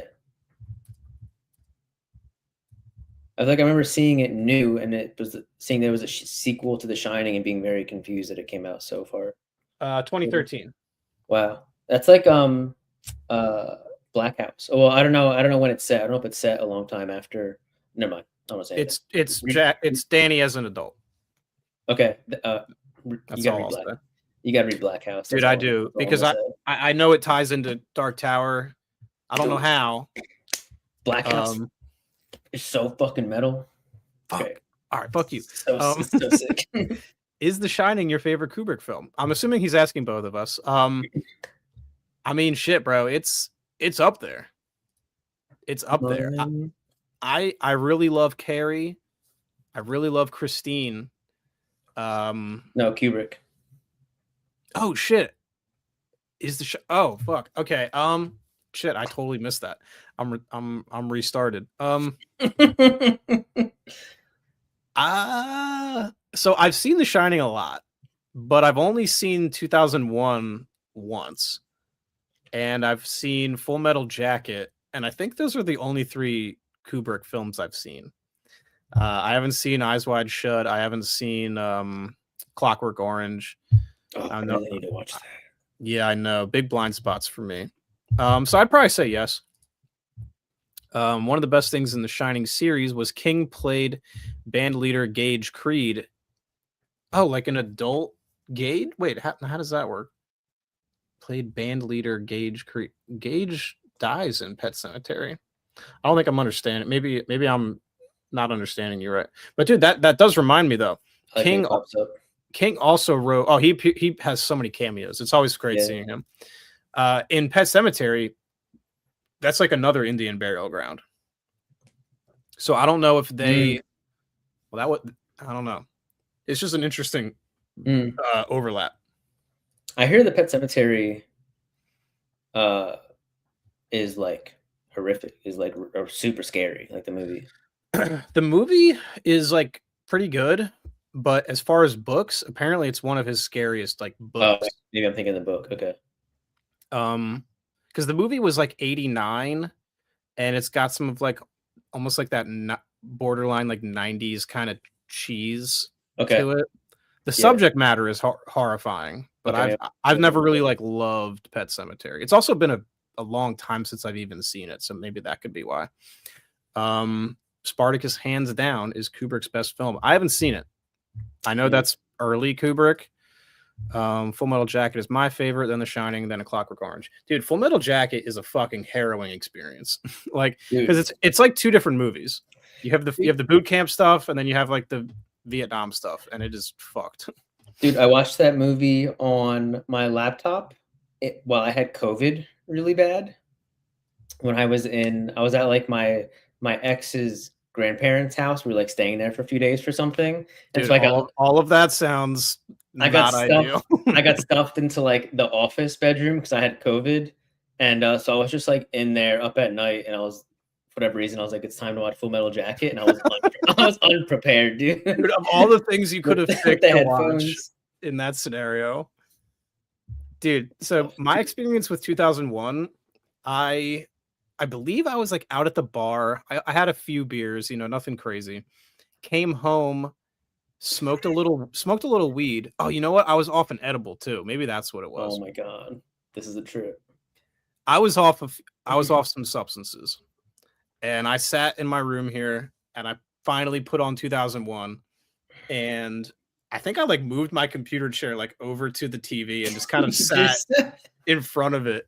And dude, the scene where he's like going through the wormhole and there's all those like colors like flashing through his helmet, and he's like, that was me, dude. That was you the whole time? Dude, it was insane. Great movie. Dude, I've been wanting to watch Barry Lyndon. I have the Criterion over here. Fucking same. It's a 3-hour film. Dude, that's so me coded. Like 3-hour film. It's hard. Very me coded. I really want to watch that. 2001 is definitely my favorite of the ones I've seen. I watched it in theaters. Dude. Knew nothing about it. And it was the last film that I saw in theaters. It was shortly before COVID happened. Damn. That's sick. It's very cool. Yeah. Okay, so the band leader, best thing in Shining series was King played band leader Gage Creed. So did Gage not die in Pet Cemetery? I'm still confused by this, but maybe I'm just missing. I'm gonna look this up later because I know about all the characters. I know about all the characters being connected. I'm literally in the middle of reading The Dark Tower right now. Yeah, I don't think he was here for this earlier. We were geeking out over Dark Tower earlier. But so like I'm working my way through Dark Tower, but there's a lot of King stuff I haven't read yet. So Dan says, Tyler, that's a worse choice than Mark's Shining Dreams. I think he's in theaters? No, I think he's referring to the way you watched Full Metal Jacket. Oh, yeah, it was bad, dude. Yeah. What do you guys think of Eyes Wide Shut and the controversy of Kubrick's last film? What controversy are you referring to? Dude, so apparently that movie got like changed, and because the studio was like, yo, wait, what is this movie about? And he was like, it's about this and this, and they were like, okay, you can't fucking do that. And I think he died, and then they like recut and reshot some stuff maybe, and just like recut it to hell. And the actual final product that is Eyes Wide Shut is like not at all what Kubrick wanted the movie to be. Interesting. I know he died like really like not long after the movie was done. Long after. Keep talking, please.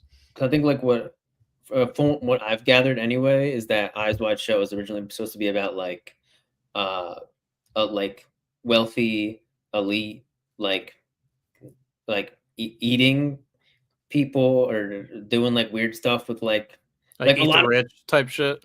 yeah, like a lot of the stuff. Well, like them like feeding off of like not rich people, something like that. Like a lot of the stuff that's like now like popular conspiracy theory, maybe stuff again today that you hear talked about.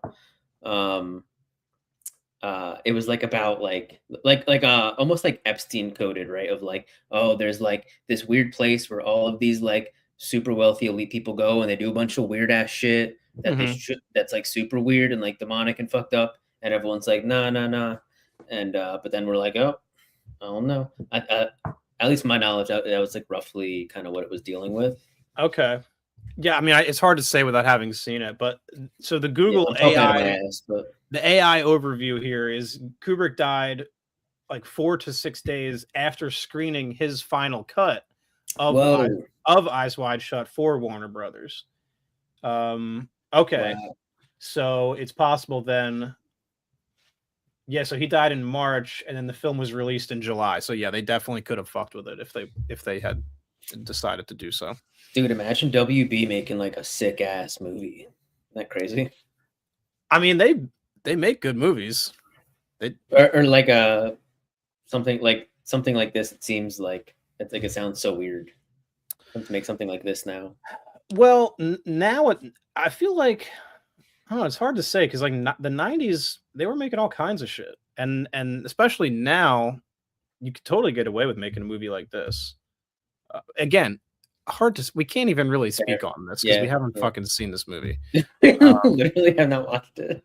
Hot take: if I can't sleep, then 2001 puts me under.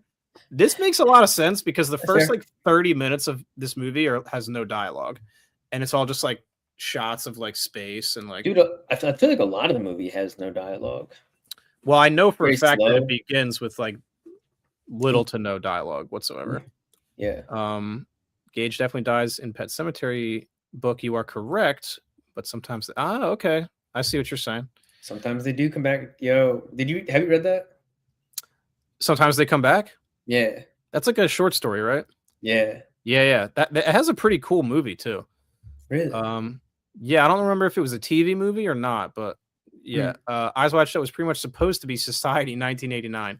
Yeah, no, I mean, Society 1989. It's a Brian Usna film, and it's like very body horror. It's basically about like these wealthy elite people, and they have like these secret sex parties, except all of their bodies like fuse into one massive, like writhing, disgusting, wet body. And they all just kind of like have sex with each other like that. It's fucking crazy. Not even sure if I would tell you to watch it. Dude, I really we watched some body horror. Yeah, there you go. We watched some body horror thing, and I was like, oh, I really like this, and I didn't know. What was it? Oh, The Fly. Dude, that shit was sick. This is a little more like erotic than that. Nice. Basically, Society is the greatest movie. I wouldn't go that far. For me, it was kind of like a one and done kind of thing. Al Sumate, remind me what this was in reference to. I can't remember. I'm sorry. Did I say Hitchcock and mean to say Kubrick? That's possible. No, I think maybe they're just asking like what you like better, dude. Oh, is this just oh, okay. I thought this was in reference to a previous statement. If you're asking me who I like more, I've seen more Hitchcock movies. I'm maybe Hitchcock, dude. This is the part this is the part of the show where I never really piss everybody off. I've never seen any Hitchcock. Oh no, it's a lie. It's a lie. I've seen Vertigo. You've seen Psycho. You've seen Psycho, right? You never saw like The Birds? Nah. Dude, of all the Hitchcock movies for you to have seen and it be Vertigo, I don't know. That feels because I feel like Birds and Psycho are usually the ones everyone's seen. I'm not sure how I ended up seeing how I saw Vertigo. Yeah, it was good though. It was sick. Nah, Vertigo fucks. I haven't seen Society. I would be Dan. If you've seen Society, I would fucking maybe a deep cut. I would be shocked. It's not a movie. Like, I don't know what's a Dan movie. I don't really. Dan likes racing movies. I was gonna say he likes F1. he just likes cool movies, but like Society is a deep cut, man. Like I'd be shocked if he had even heard of it. Not and that's not this. It's just not his wheelhouse. It's not his wheelhouse. It's not to disparage anyone. Don't get it twisted. It's not a movie for everyone. Like it's very much a niche thing. Sounds crazy. Go on Dark Ride for weapons or A Clockwork Orange. I'm not sure what you mean by that. Do you know? Did I miss some context here? I don't know. I don't know if Go on Dark Ride is that sounds like a sick metaphor that I don't know. North by Northwest is my favorite Hitchcock film. I haven't seen that one. An interesting doc related to Kubrick is S for Stanley about his chauffeur and their relationship. Interesting. Very interesting. Dude, Dan's got me here. He's seen Eyes Wide Shut, and I haven't. Damn. Dan also likes Full Metal Jacket. Yeah, Dan, you know, Dan likes his war films. he likes his racing movies. He likes just like badass movies. Basically, is kind of if I had to sum up Dan like movies Dan likes, I would just say badass. Okay. John Wick, shit like that. Anything that could even be remotely considered badass. I like Bobby Deerfield more than F1. Who's Bobby Deerfield? Racing movie? Oh, if there was like a Dark Ride made for weapons and there was a Dark Ride made for A Clockwork Orange, almost like a Hollywood Horror Nights, I think is what you're kind of pitching here. Interesting. Probably Weapons. I'd have to say Weapons. I haven't seen Clockwork, yeah. Dude, Weapons was I was thinking about Weapons the other day. Fucking electric. Dude, I rewatched Weapons and still very good, but something about knowing what's happening. Yeah, I mean, that's how movies work, dude. I know, but with that movie specifically, it's like hinged on like all of the marketing and everything was like, what happened to these kids? Sure. And then once you kind of know, kind of takes a little bit of the steam out of it. I still really liked it. Stand by everything I ever said about Weapons. So fun. Resident Evil is gonna be so sick. Dude, I cannot fucking wait for that movie. Sick. I don't think Nolan is a bad director, but he just sometimes comes off as pretentious and overrated. I prefer Tarantino. Okay, I mean, I like both. I think Tarantino comes off as fucking pretentious though. If you want my opinion there. Big fan of both though. Yeah, I like both. I mean, I'm not looking to hang out with either of them. I just want to watch their movies. We need to get back to these movies, by the way. We've been getting a lot of interaction here from you guys, which is great. Keener Lurber calls you both. They were like, hey, pick the cast and commentary. You want 90s comedies, pick 3. Let me circle back to this one because I need to think about that. Resident Evil better be great. I'd be surprised if it wasn't fantastic. I'm confident in it. I'm blindly confident in it. I'm excited. Okay, do you want to send it? Okay. All right, I want to talk about The Thing real quick because this one's fresh in my head. Dude, we picked kind of like these mammoths. I know. Of film, that we could spend a lot of time on. Snow apparently makes for. That's interesting. There's like great films that all have like a similar setting. Why? I don't know. Dude, yeah, no, it's fucking. I mean, this one's very fresh for me. I've seen this movie like a dozen times at this point. Damn. And just incredible effects work. Old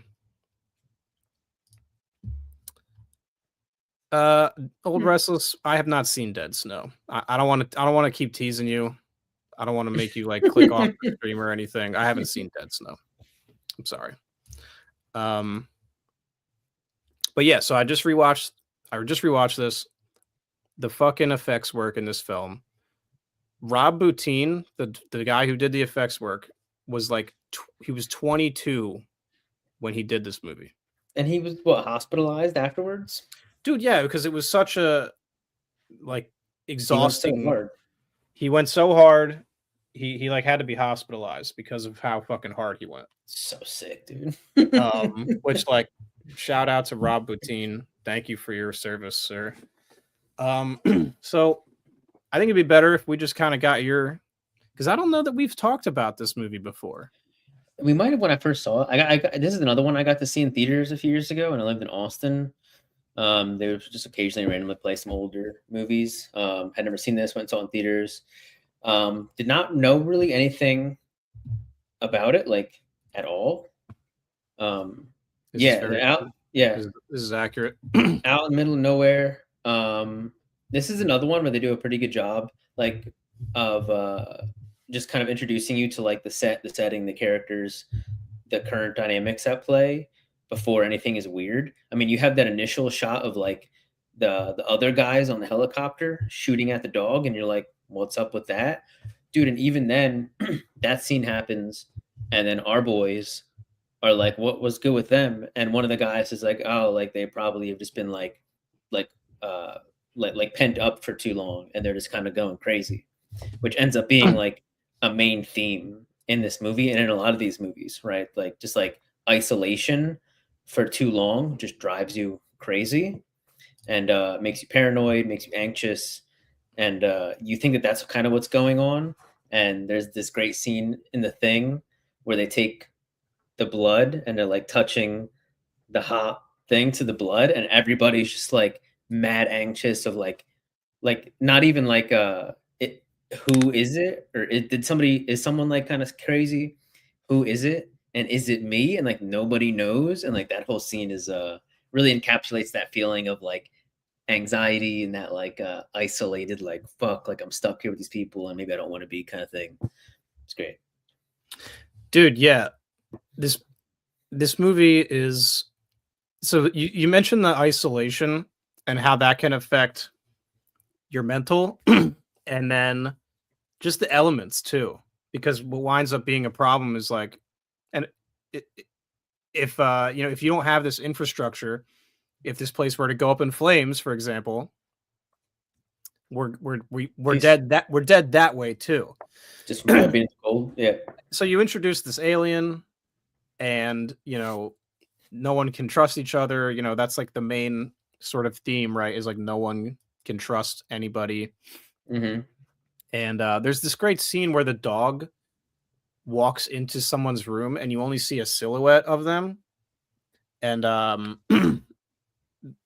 some of the audience probably knows this already, but it's a fun fact that silhouette is not played by anyone in the cast. It's just someone on the crew that they got to stand in, so that just so you can't figure that out. Like there's no way that you could ever kind of come to any kind of conclusion there. Oh, that's great. Yeah, so just a little tidbit that I really have always loved, because every time I see that silhouette, I'm like, "Who the fuck is that?" Oh, that's great. Yeah, and so, we can. I kind of just wanted to like just jump right to that ending scene, and we can jump all around, but I love the way it ends too, because at a certain point they realize like we're gonna die no matter what. We have to make sure this thing doesn't spread. Mm-hmm. And just that kind of final like sit down with with Childs and MacReady, and they're just kind of sitting there and they're like, well, there's no way for me to be able to tell if you're the thing. Maybe neither of us is the thing. And so they're just kind of like, all right, well, I'm gonna just kind of watch you until I die, just to kind of make sure you're not up to anything. And it's just such a perfect ending. I love it. We got the horror stream live. He says, "What's up?" Yep. So people say that it was because E.T. had just come out, and people didn't want such a bleak alien movie. That sounds like bullshit to me. I don't really understand. Back in the 80s, things were more of like a monoculture. Everybody kind of saw the same movies and everyone watched the same shows for the most part. There's like way less shit out then than there is now. So like, I guess I kind of get it, but I don't know. That answer always kind of didn't sit right with me. If I have any more, I'll throw them at you, Old Restless. Dude, that's such an interesting. I actually kind of forgot about like the ending like that. It is super bleak, and it is like it doesn't let you. Right. We don't know. Right. Yeah. dude, the worst outcome of that is actually the thought that like neither of them are the thing, and they both just sit there and just like effectively freeze to death when they don't have to, and like that could have happened. Well, I think they were going to be toast no matter what because their whole outpost has burned down at this point. So like, Fair, yeah, fair. but at the same time, they cannot trust each other at this point. Saturn Video says neither one of them were the thing. They both just sat there and died in the cold. So that's the ending that I think is. I think this is most likely what happened here. Sucks, man. Back in May of last year, I went to a fan expo. I got to meet John Carpenter, and he gave a Q&A. And I was in the audience for the Q&A, and someone asked him, like, just straight up, like, who was the thing at the end? And he's been getting asked this for like 40 fucking years. Right. And he's like, I'm not telling you. Which is like, that's the answer, right? It's kind of a dumb question to ask. Dude, because it's possible that he doesn't have an answer for that himself. Well, he specifically says, I'm not going to tell you who the thing is. So that implies it could mean either one. It could mean that he has an answer in his head and he's just not going to tell you, or he doesn't know and it doesn't matter is kind of ultimately what it most likely means. That's great. We got Odd Harsh in here. What's up, dude? It's kind of like one of the endings of the OG Until Dawn with the Wendigos and the exploding house. Love self-sacrificial endings to horror media. Yeah, we talked about that with 30 Days of Night too, kind of where people just wind up having to kill themselves in order to survive. Yeah, it's just it's such a great ending. We got our boy Seth in the house. What up, Seth? Critics back then in '92 just thought the thing was disgusting, and yeah, that's the other thing, right? They were just like, people were just like, people were like, this is fucking gross, dude, and it is, but it rules because of that. And, our boys in the hospital, just like on fucking life support, and he's like, oh, they don't like my gooey heads, dude. That shit's so sick.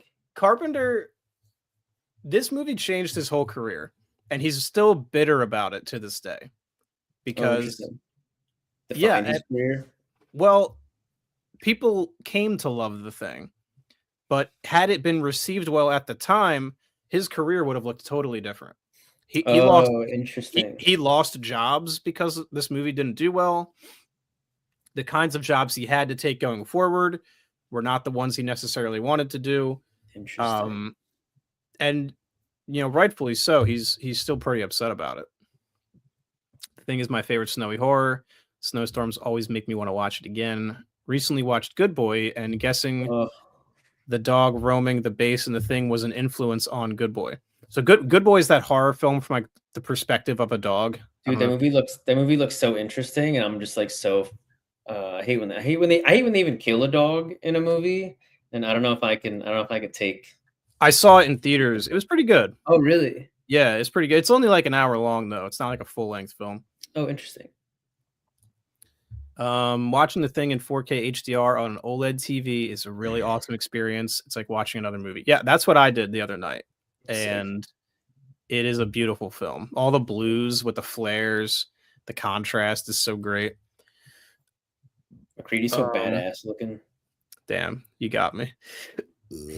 Excuse me. Saturn Video, you are alone on this one, brother. I cannot back this. I haven't even seen it. It's from like the 50s. Oh, interesting. So the 82 thing is a remake of this movie that he's referring to. It's like a science fiction film. It's totally different from the Carpenter one. Interesting. That's the other thing. Should have been the name of the prequel. I didn't even realize I did that. Nobody stopped me or anything.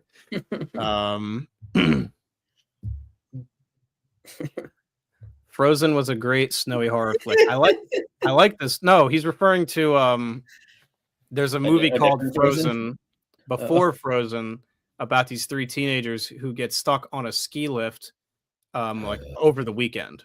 So they're like by no. themselves. Dude, it's fucked up. Fuck. It's fucked up. I don't like that, man. We did watch Weapons. Yeah, we talked about Weapons on a previous stream, like last year, I think. We thought it was electric. Yeah. I don't know how it came up in this because we weren't talking about that specifically, but I forget. great movie. But yeah, man. God, what do you even say? Like, it's hard to feel like I'm adding some of these like profound insights. The music is sick. It's Carpenter. What do you expect? Dude, the score. I love how minimalist it is. It's just that boom, boom, boom, boom. It's just like this And like pulse. And it matches like the like that anxious energy, but also like the landscape really well. Where there's like, if it was like really loud and busy, it would have kind of detracted from like how sterile and quiet everything is. And I feel like it was like just enough. Yeah. Carpenter didn't do the music. It was Ennio Morricone. One of the few movies of Carpenter's where he didn't also do the music. Interesting. Ennio Morricone. He's like a famous Italian composer. He did like most famously, I think he did like the Ecstasy of Gold from Good, Bad, and the Ugly. That like. Oh, interesting. Yeah, I'm pretty sure. I'm fairly certain that's correct. Someone correct me if I'm wrong on that. Interesting. Dude, we used to have so much fun playing the Friday the 13th game. I love think that the Halloween one is gonna have. I think it's gonna have something else going on too, but I think that will be like effectively a mode in the Halloween game. I hope it's good, man. I've seen the 50s version a long time ago, and the thing is a person as far. Yeah, so it's like an alien, but he just looks like a normal dude because that's all they were able to do back then. It's kind of hard to pull off effects back then. Well, and as far as all the crazy body horror, like none of that was going on either. Mm-hmm. I have it on Blu-ray over there. I just still have yet to see it. Mm. Yeah, Morricone composed the entire Dollars trilogy. He did a lot of those like spaghetti westerns, if I'm not mistaken. I gotta tap into that too. I feel like I'm gonna love those, and that they're a blind spot for me. I have some of them. Yeah, I've seen the first Man with No Name. Is it? And then it's Man with No Name for a few dollars more. I forget what it is. Rest in peace. Damn. Never seen The Thing, but y'all tell me the score is dope. I'll watch this week. Dude, you have to see The Thing. The score is just the icing on the cake. He put the spaghetti in the westerns. Damn, we got Dan and Seth in here. What's up? What's up, you friggin' gooners? What's going on? Yeah, dude. Do you have any? Did anything stand out to you on your most recent rewatch? No, it's interesting. The Thing, I keep The Thing and the last what's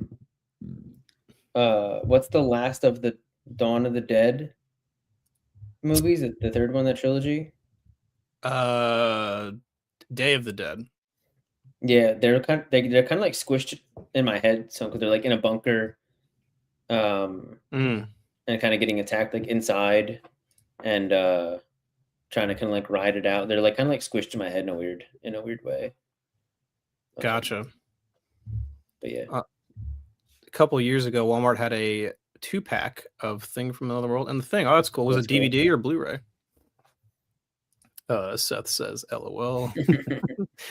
Yeah. Carpenter loves westerns, and he like wanted to do westerns. Like that was his thing. That's crazy. He talked about that at the Q&A that he did, and he actually did. Go ahead. I was gonna ask, did he actually get to do one? So he did a movie in the 90s called Vampires, which is like a vampire western kind of thing. Interesting. Is it good? It's pretty cool. Yeah, it's got James Woods in it. It's solid. It's not one of my favorite Carpenter films. By the 90s, he was starting to lose a bit of his edge. Okay. Carpenter ruled the 80s. He still made great films in the 90s, don't get it wrong. But then once you start getting into the 2000s, a little bit of that spark was wearing off. So interesting. Love Carpenter, always will. But yeah, Vampires was more on the downturn.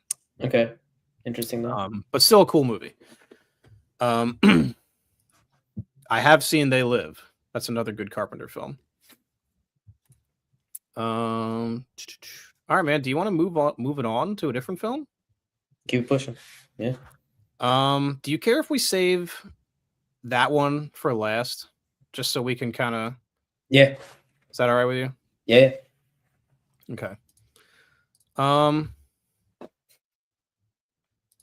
So without Halloween or The Thing, I love this question, Dan. Thank you for asking this. My favorite would be Christine, about the haunted car that kills people.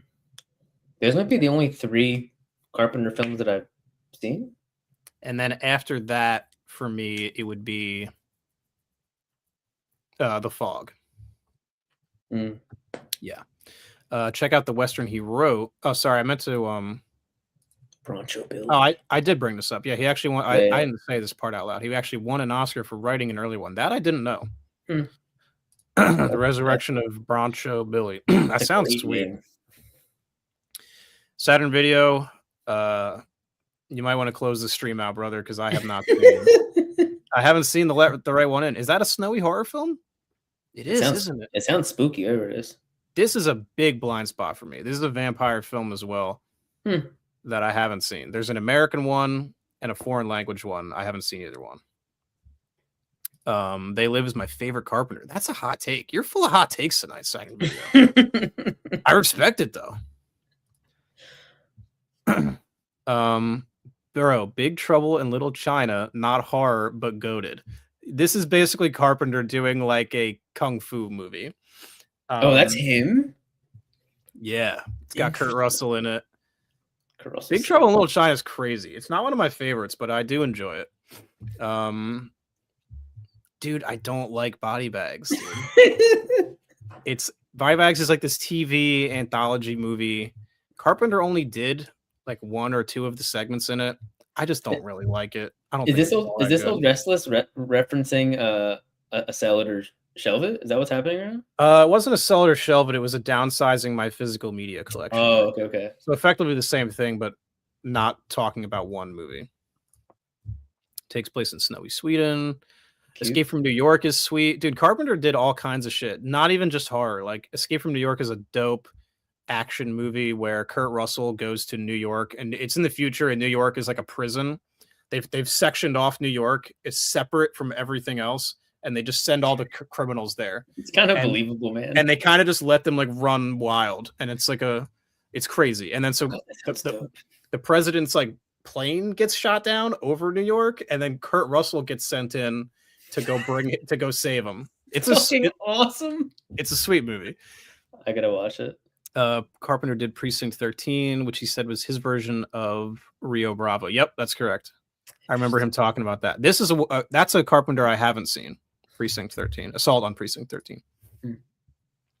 Yeah, how does the remake compare? Do people like the remake? I know the remake of Let the Right One In. I'm curious about that. Dude, yeah, he definitely got around, man. People think of Carpenter as a horror guy, but he did a lot of other stuff too. But okay. 4th snowy horror film of the night. This might be a long show, man. We're closing out on 2 hours. You good? You chilling? Dude, I'm out here. I'm chilling. I still got plenty of Dr. Pepper left, so we're good. I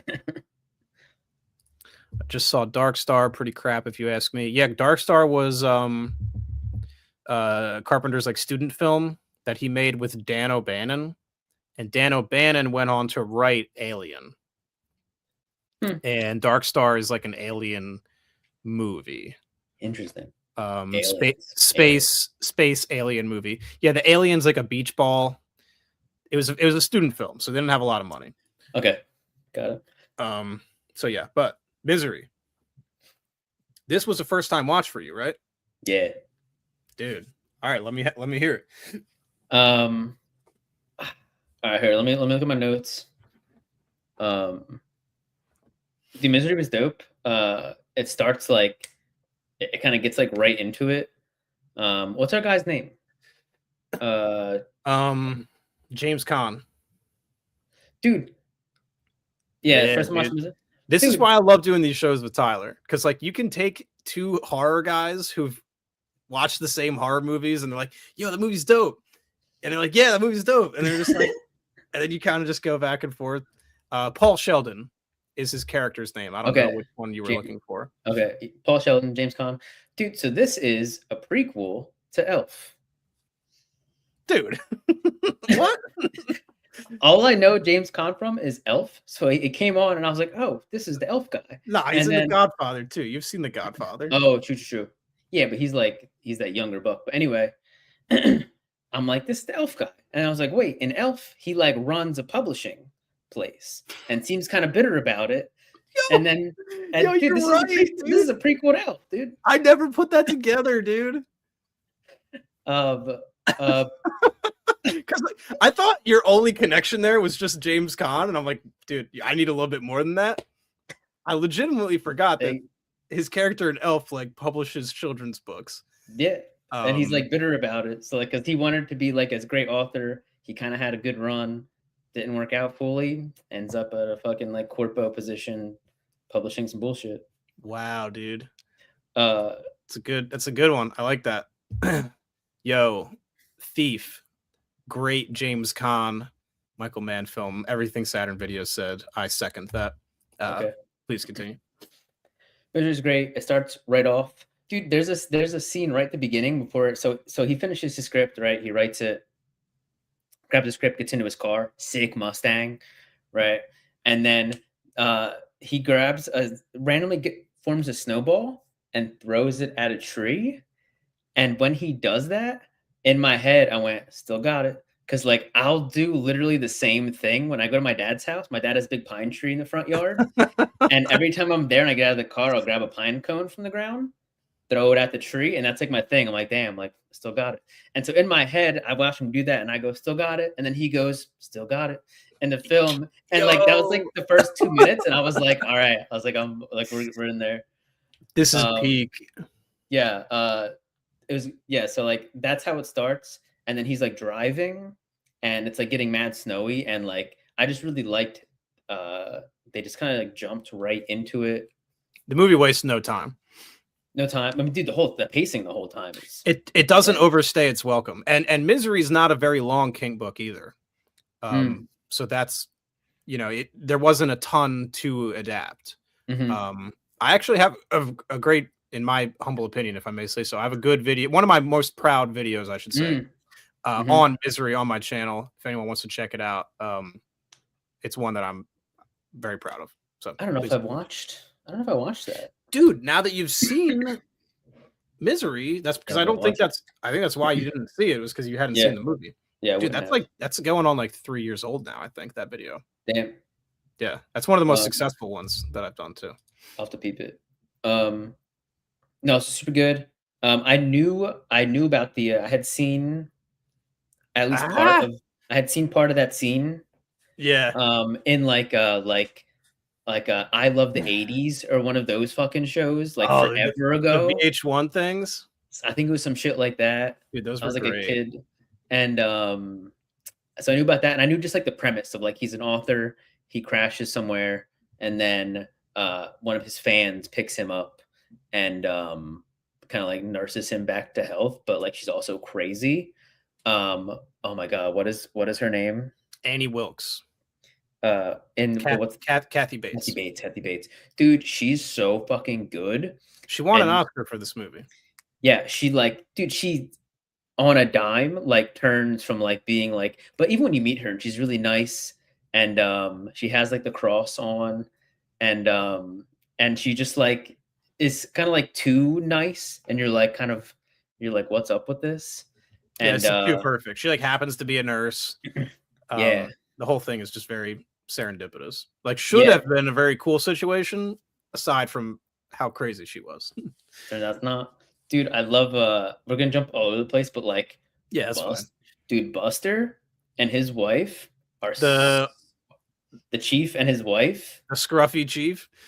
Dude, I love them. I love those characters. There's such it's even possible that like those were changed for the movie, but they really feel like King characters. It's been a while since I've read it, so I couldn't say with any level of certainty. They feel very Kingy.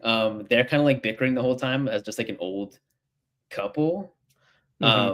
and Buster's so like small town, seems like incompetent, but turns out to actually be like actually competent, even though he gets blasted. Dude, kind of similarly to Doc Halloran. Yes. In terms of like providing a rescue and then kind of getting capped. Yeah. This movie's crazy though. Yeah, incredible film. Then he becomes a priest in That's My Boy. Does he play a priest in That's My Boy? I haven't seen that movie since it came out, so I don't remember. That's my boy. Misery is one of the most engaging horror movies I've seen in recent times. One of the 2 best King adaptations. I would agree. This is up there in my top 5 adaptations. I was going to say this as well. I'm sure you saw Rob Reiner died very tragically last year. He was that boy, dude. He founded a production company called Castle Rock Entertainment, I think, which is obviously a King location. He was responsible for films like this, Stand By Me, Shawshank. I think he did Shawshank, Green Mile, Dolores Claiborne. Like he was giving us King bangers. I always forget Green Mile is Stephen King. His film, yeah, because it's not like you wouldn't expect it to be. But no, Reiner's filmography was incredible, and this movie's fucking awesome, man. So rest in peace, Rob Reiner. 5 stars. Yeah, if you want to stick around for the end, Al, I have a few that I can rattle off real quick. Just I don't want to derail the Misery convo. Was this movie King's way of referring to us fans as psychos? I think he didn't have a situation like this happen to him. I don't think. Correct me if I'm wrong, but I think the whole idea was like this is kind of like an author's like worst nightmare, and he kind of like manufactured it into a film. I know that he got a lot of mail from people that were very unhappy. Like in his On Writing book, he talks about that, about how like he would just get so much mail. People who were like, "Yo," well, stuff like this, where like, "Hey, like, why didn't you like people referring to stuff in his books as if it was like real things that happened, and they were upset with the way things played out." And then also people who were just like, "Yo, like you're kind of an awful person, and like you're bringing evil into the world." And like Annie ends up kind of doing like both, which is crazy. And it's really crazy to watch her like descent from, at the beginning, like he says something about like he's gonna name a character after her or something like that, or something small, and she's like no, like I could never be involved in like something you're doing. And then fast forward to like the halfway mark, and she's like, okay, like you got to do this, and like the story needs to do this, and she's like trying to completely control it. And it's so wild to see like the descent that she's going through. Maybe I did see some of your video, or maybe you talked to me about it, or I read the script or something. We definitely talked about it, because I talk about that a lot in my video, just that whole idea of like audiences having control over the media that they watch. Dude, it is so, this could come out today and feel like at 100% totally relevant, if not more so than when it came out. 100%, man. Dude, yeah, his filmography is fucking insane. Spinal Tap rules. Me and Dan watched that over COVID. No, I haven't seen this Undead of Night. It's like a prequel, right? Oh, interesting. That show seemed intriguing to me. I still want to maybe go back and check that out. It seemed like it was like an anthology of like King stories. Dude, her backstory is crazy. Dude, yeah, they go more in depth with it in the book. Sure. And yeah, just from based on what I remember, it's insane. All those segments of like him, so he's trapped. So a lot of the movie takes place with him just in the room, and then there's the few segments where he starts like going out into the house. Dude, the tension. The tension he crafts, where he almost drops the one figurine and he catches it, and then the oh fuck moment where he puts it back, but he puts it back wrong. Oh man, such great stuff. And he see that she has like a whole monument to him. And that part's fucking weird. That's fucking weird. He like finds like her book, and she's like, "Oh, this lady's crazy, dude." There's I don't know what to call it, but there's like chunks of this movie where he's like it's obviously not a spy movie, but he's like doing certain things and you don't know why he's doing them. So like even like the hairpin at first that he eventually uses to like pick the lock of the door, like is like a whole sequence where he's trying to grab it and like twist it and stuff, and you're like, what's he doing? And then he grabs all those pills and he's like takes the paper and he makes like a little funnel and he starts like opening the pill capsules and like putting them in like this thing of paper. And then he tries to like they have dinner and he tries to like drug her by putting it in her wine. Oh yeah. And I was like, oh shit, that's what he's been doing. Like, let's go.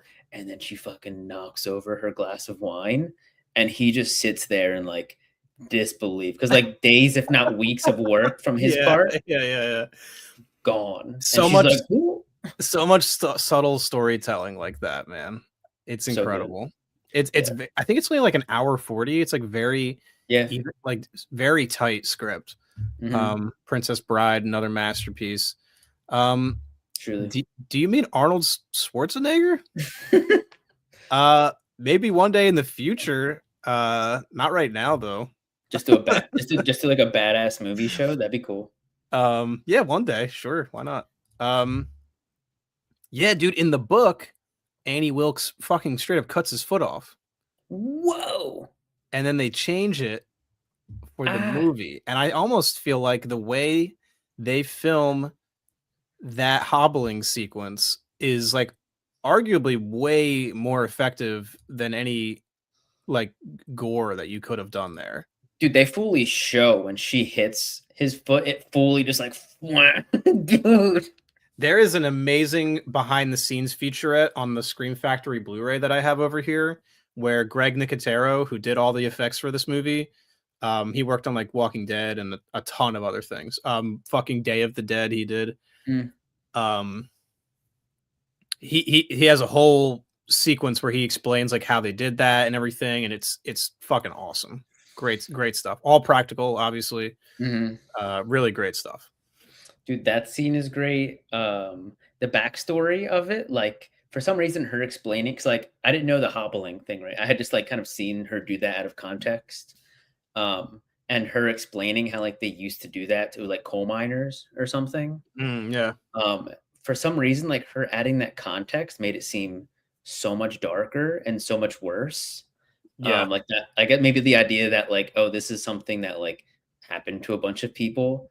And it just seems so fucking evil and dark. And yeah, just the fact that she's kind of very clinically explaining it to him as she's doing it is just so fucking sadistic. Yeah, so that's crazy. And then the scene where she comes in with the fucking grill and makes him just torch his book, like what, like his current draft of his book. And she knows that like there is no other copy and he's trying to play it off. And she's like, nah, I fucking know that this is the only one. Like, I know you too well. Painful. Dude, his acting, he really sells the pain of that, because that's not it's easy for us to be able to empathize with him in that scene because he's just so fucking great at acting. Dude, she's talking to him and like telling him how he should do it, and she's going and she's fucking like spritzing gasoline onto the bed, like onto the blanket as she's talking to him. And she's like, yo, you should probably go and just burn your thing. And she's not saying that she will do anything else. She's straight up throwing gasoline on him, though. It's implication, dude. Dude, it's a heavy implication. The hobbling sounds like a movie in itself. Yeah, dude. I would watch that. Rush Hour 4 has been greenlit. I genuinely wonder how far they're going to go with the humor in today's culture. Dude, I hope they rip it. Dude, Hopefully Hour 2. Good. You haven't seen Rush Hour 2. Dude, Rush Hour 2, fucking so fun, dude. Great I'm not going to go off on a Rush Hour tangent here because that is just so off base here. But I recently saw an out of context like reel or clip on Instagram or whatever of the sequence of Chris Tucker and Jackie Chan in like an Asian bathhouse. Kicking ass. Like, well, no, they like pull the curtain back and there's like all these babes. Yeah. And they're like, choose one. And there's like some fucking awesome like R&B track playing or whatever. And I'm like, yo, maybe I should check this movie out, dude. Because like Dude. Chris Tucker is like so enamored by it. I don't know. It's just a very funny scene.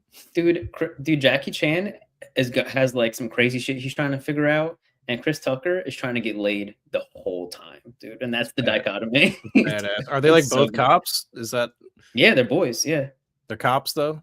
yeah, Okay. I mean, this is 2, so I figure they have a good rapport by this point. yeah. The first one takes place in, I want to say, L.A., where Chris Tucker is like a cop, and Okay. then he goes on like vacation because now they're boys. They get wrapped up in this thing, and then he's like, "Word, I'm gonna go visit my boy, Jackie, in China because we're boys now. I'm gonna go on vacation."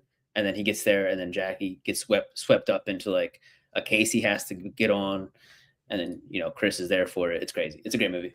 Legitimately. Okay. All right. All right. One of these days, maybe we can do a fucking Jackie Chan show or something.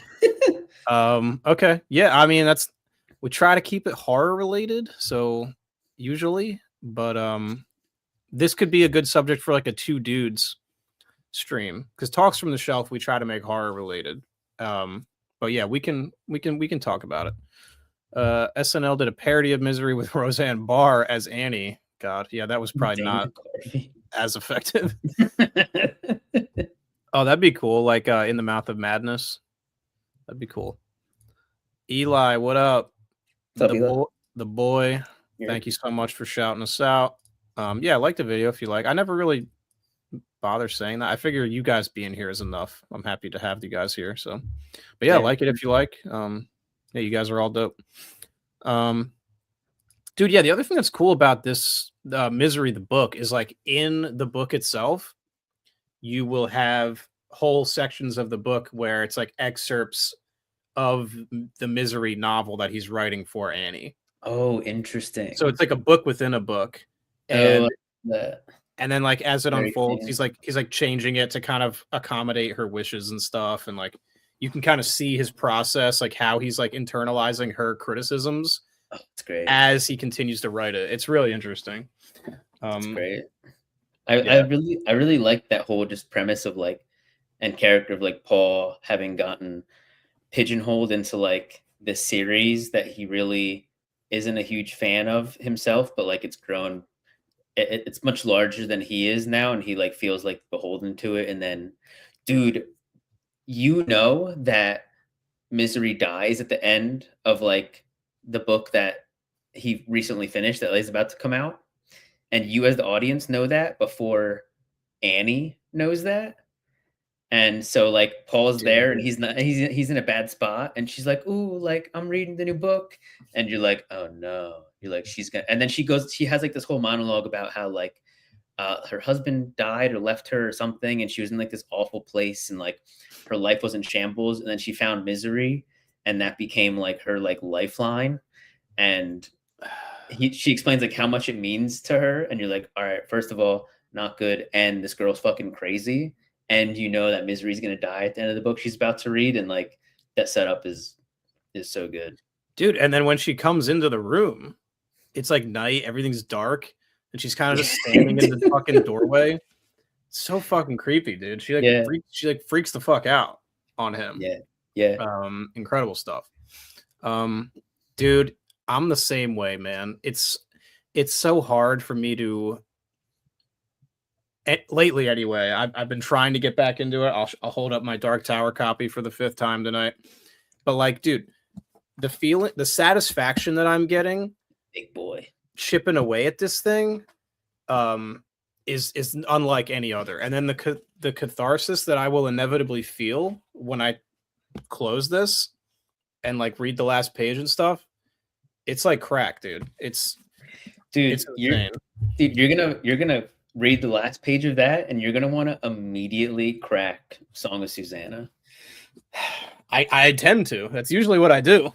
I don't go like long stretches. Like I'll at least read the first like couple pages just to say like, okay, I'm in it now, and I'll put my bookmark in it, and it's like, okay, like we in this. Because for those of you watching, I first read the first book of the Dark Tower, which is very short. I first read it back in 2006. I was in 6th grade. That's crazy, dude. I had no business reading this book, but I think the reason that I probably did read it was because it was short. Yeah. Growing up, I'd be looking at my mom's shelves, all her Stephen King books. All the art really stood out to me. They all looked super interesting, but they were all so fucking long, like prohibitively long. Is that the first one? Yeah, it's not very long. So I probably was like, oh, I can read this one, like for sure. And then read that first one, never really made progress. Eventually I got up to the third one, kind of stopped from there. Because reading the second, they get longer as they go. I can't imagine reading the second book as like a fucking 8-year-old. Like, dude, that book is so. Oh no, 6th grade. Yeah, no, I was older. I mean, still not appropriate, but you were like 12 or 13. Yeah. It's so the second book is so mind bending. It's crazy. And so basically what I'm getting at is this Dark Tower series will inevitably have been a 20-year on and off odyssey for me. So just to Horror Stream Live's comment, that there's no better feeling than reading a book, much less one that you've been trying to finish since 2006. Dude, and just to quickly hit on that, I never liked reading. So me and Mark have been friends since 2nd grade. Mark always liked reading. I fucking wanted nothing to do with reading. I mainly just read Harry Potter. Oh no, I read a lot of other shit too. Actually, you like straight up read. You were always like, books are cool. I was like, it's fucking nope. I read a lot of kids' books. When I look back now, obviously I was a kid. We were kids, yeah. But I was but like my adult reading has always, like we were talking about, that is always kind of just been like Stephen King stuff. But yeah. Continue. Never liked reading. Mark liked reading. And then when I was like 19, he got me to read Thirsty, which is like a relatively short but really good vampire book that Mark interviewed the author of actually a couple months ago, whatever, on the channel. And I was like, oh, that was sick. And then I read Harry Potter all through those. And then I would go to Mark's. I'd be at Mark's a lot, and I'd look at his bookshelf, and he has a bunch of the old Dark Tower books. And I remember grabbing the OG, not this one, but like the Dark Tower that he has with like the OG artwork in it. And I would kind of just like open it up and look at it and look at the pictures, and I'd be like, what the fuck is going on here? And he's like, that was what I did when I was a kid. Yeah. He's like, dude, that's a 7-book series. Like, I don't know what's good with that, but it's a whole thing. And I started just borrowing the books from him, and they're fucking awesome. And then those like fully got me into reading. And now I'm about to finish the whole series for the second time. I'm like 100 pages out from the end of the last book right now. But yeah, reading's sick, dude. Yeah. So Tyler's almost been waiting like 10 years now for me to finally finish this series so that I can talk to him about it. Which is going to be a great day, by the way. The day that we can finally just assess the entire series as a whole. Once Wolves is done, you and I will probably have to have a lengthy conversation about that. Yeah, this is kind of devolving into a Stephen King. I know. The Shining. Yeah, true. Shining, Misery. The Chill Factor is a fun, snowy movie. It's pretty bad.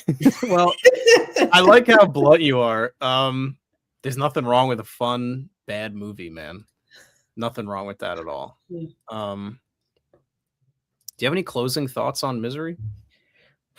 Again, the snow, the whole the whole like snow setting, all that. Definitely a factor here. Yeah, because they can't find his car. Can't find his fucking car. Yeah, Buster was like feet from it. Had he gone a little further, he would have seen it. His wife was like talking shit from like from the street, which is funny.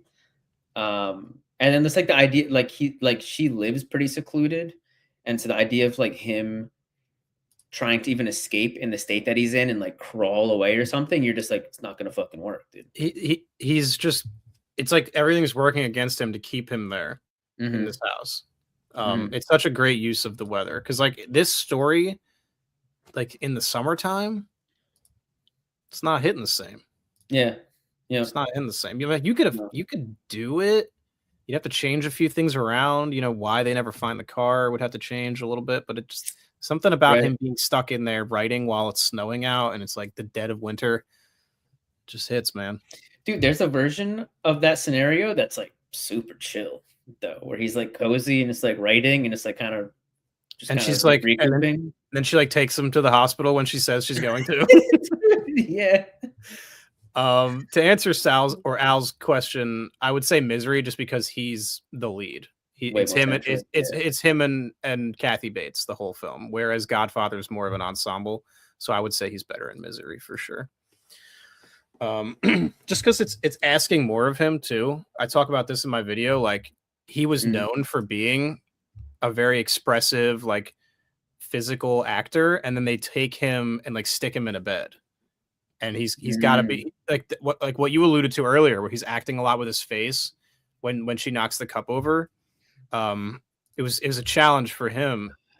It was kind of casting against type in a way, because they were having him do things that he wasn't really known for, He was so good. and it worked fucking perfectly. And at the end, that last thing, they have like a whole he like has to like essentially convince her that because she's like, oh shit, like, because she kills Buster, which was a huge bummer for me. Right? She comes, just fucking blasts him in the chest from behind. Dude, so unceremoniously. So And then, unfortunate, dude. yeah, and then she's like, all right, well, like, I guess me and you, we just have to kill ourselves now, because like I'm gonna get found out. Yeah, and, they're like, in it whatever. now. And Paul's like, you know what? You're right, but we gotta finish this story first. And she's like, damn, like, all right, you're right.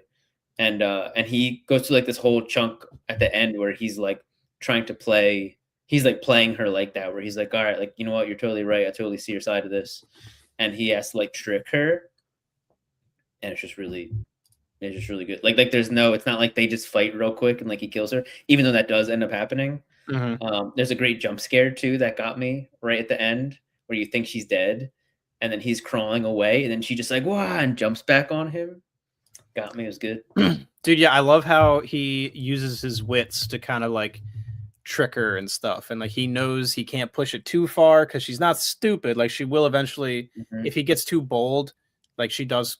So he's kind of, it's this dance that they're doing, and it's so much of it is very subtle. Because there's no scene where like James Caan is like telling some other person like, okay, this is gonna be my plan. Like, you're just watching him do it, and then you might not realize right away, like you said, what his plan is, and then eventually it's just a great example of like show don't tell, which is fucking fantastic. They show him like lifting the typewriter, like exercising, but like yeah, kind of strengthening up, but then he'll like put it back in the sling, so like she doesn't realize that he's like healing like he is, and he like fucking bashes her in the head with it. Yeah, which is very, very poetic. Oh wow. Of him using the typewriter as a weapon. Yeah, damn. Like physically and literarily. Sure. Yeah. Yeah, no, I'm really glad you got to see this for the first time, and it's great. And it hit for you.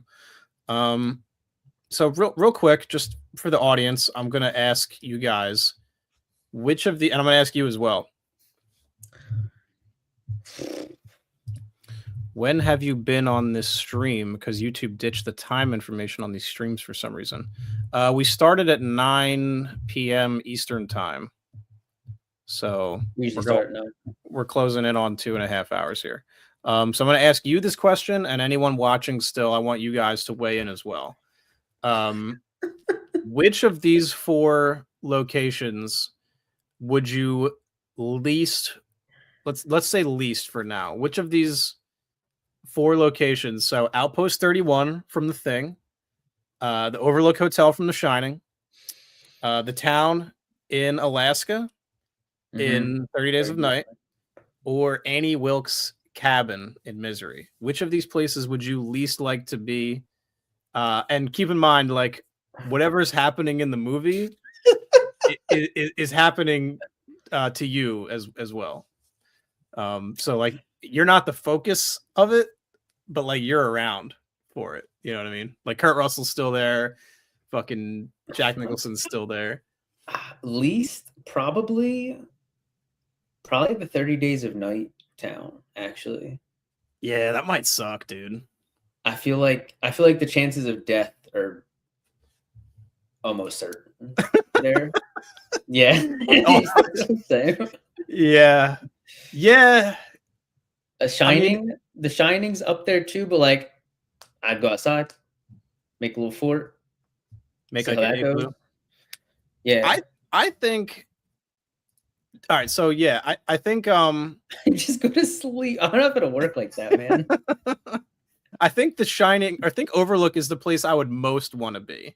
I would be with, I'd be with Annie Because if I had to pick one. so Jack's an alcoholic, and Right. in a roundabout sort of way, that's kind of what undoes him. Mhm. So I'd just be chilling. You think you don't have a strong enough fault that like it would?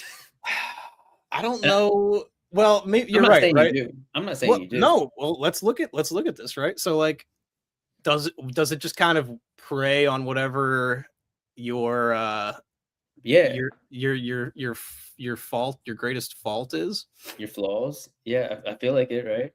What would mine be? And you're asking me to get like mad introspective Dude, right now. it's a heavy question, bro. It's based on a nice place. so It so really here- is so here's what I'm saying, right? A nice place. So Dennis locks the door and goes to sleep. You gotta So, eat. I'm there the same time that Jack and his family's there. Mhm. So like all that shit's happening to them. I'm just minding my own business. What? How do you know he's not gonna come after you? How do you know They you're not don't- gonna see some spooky Dude, shit? I probably will see some spooky shit, but if I do this right, they won't even know I'm there, dude. I'll just come out at night. I'll sleep during the day. Fucking huge hotel. They're not gonna know I'm there. You're gonna go and just roam around there at night? Nope. Pass. Hard pass. Undead of Night says Outpost 31, isolated and relying on someone else to get me home. Not a Is bad this- choice. Is this And for it's Kurt most or Russell. least? Because this probably could get confusing. No, it seems like a most. I guess I'm sleeping. Dan's got it, dude. Like I'm gonna raid the fridge. I'm gonna sleep the winter away, man. That's true. That's a good point. That is a good point. Yeah, I'd be with Annie if I had to pick one. 'Cause at least like there's nothing supernatural going on there, and like I feel like that would really suck too, man. Because like it's just me and her. Like I just have to hang out with her, and I don't necessarily want to do that. I feel like I could like emotionally manipulate her for long enough that I could figure something out eventually. You know? Dude, you're just gonna rely on your ability to gaslight her. Yeah. Or I'd be like we would form like a physical relationship that kind of lets me. You're gonna we're bang her. You're gonna Dude, bang her. If we're talking life or death, and if it's between that and being like in a haunted hotel or a town full of zombies, then yeah, like or town full of vampires, like whatever. Oh yeah, dude. What up? I would literally rather be in the Overlook Hotel than have to crack Annie Wilkes, bro. Nah, dude. I'm not taking that down. Cause you think she's bad enough as it is. Imagine what your relationship's gonna be like once you're like involved with her romantically. Yeah, but I feel like I'll get like a little more even keel, you know. So like the only way I'm going along with that is like you pretend to like lull her like into like, yo, like we're about to bang. This is dope. Her guard is down, right? Right. Bam. That's what I'm saying. Oh, so you're saying, so do you go through with it? Like, do you actually bang her, or do you just kind of, are you just gonna like knock her out and then dip? Like, what is I mean, I might have to establish. Don't even continue that sentence. Have you seen this the South Park episode where the guy's undercover as like a Yes. as, Freeze. Yeah. Like years later they get married? Oh Yeah. my god, bro. All right. Okay, so Undead of Night was saying least. I would hate to rely on someone. Yeah. Yeah, it's true. You're kind of far out there. Yeah. Yeah. That's a And bad they inevitably destroy the helicopter too, so you're pretty fucked. I think you have to creepy hotel versus banging Annie. I'm with you, Holland. Ty has to crack. Meanwhile, Dan's in a jacuzzi. I mean, I get to, you know. I mean, I think that might be the smartest way to go, though, as far as escaping the overall situation, right? That's You what I'm saying. lull her into a false sense of security, her guard's down.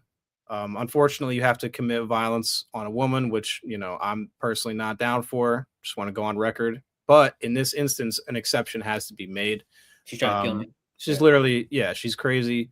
So like maybe maybe I don't want to get too graphic, but let's say you're doing it in a specific position where she can't see what you're doing.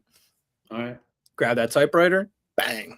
And then I just hobble over and make a phone call. Make a fucking quick phone call, and you're like, "Yo, I'm out." I think I'm Paul Sheldon. I'm in this town. I'm like right down the street. Well, that's what I mean. Is like the first time she might be skeptical of like, you know what I mean? And I just need to establish that, like, look, I'm here. I'm kind of trying to stay here. I like what we got going on.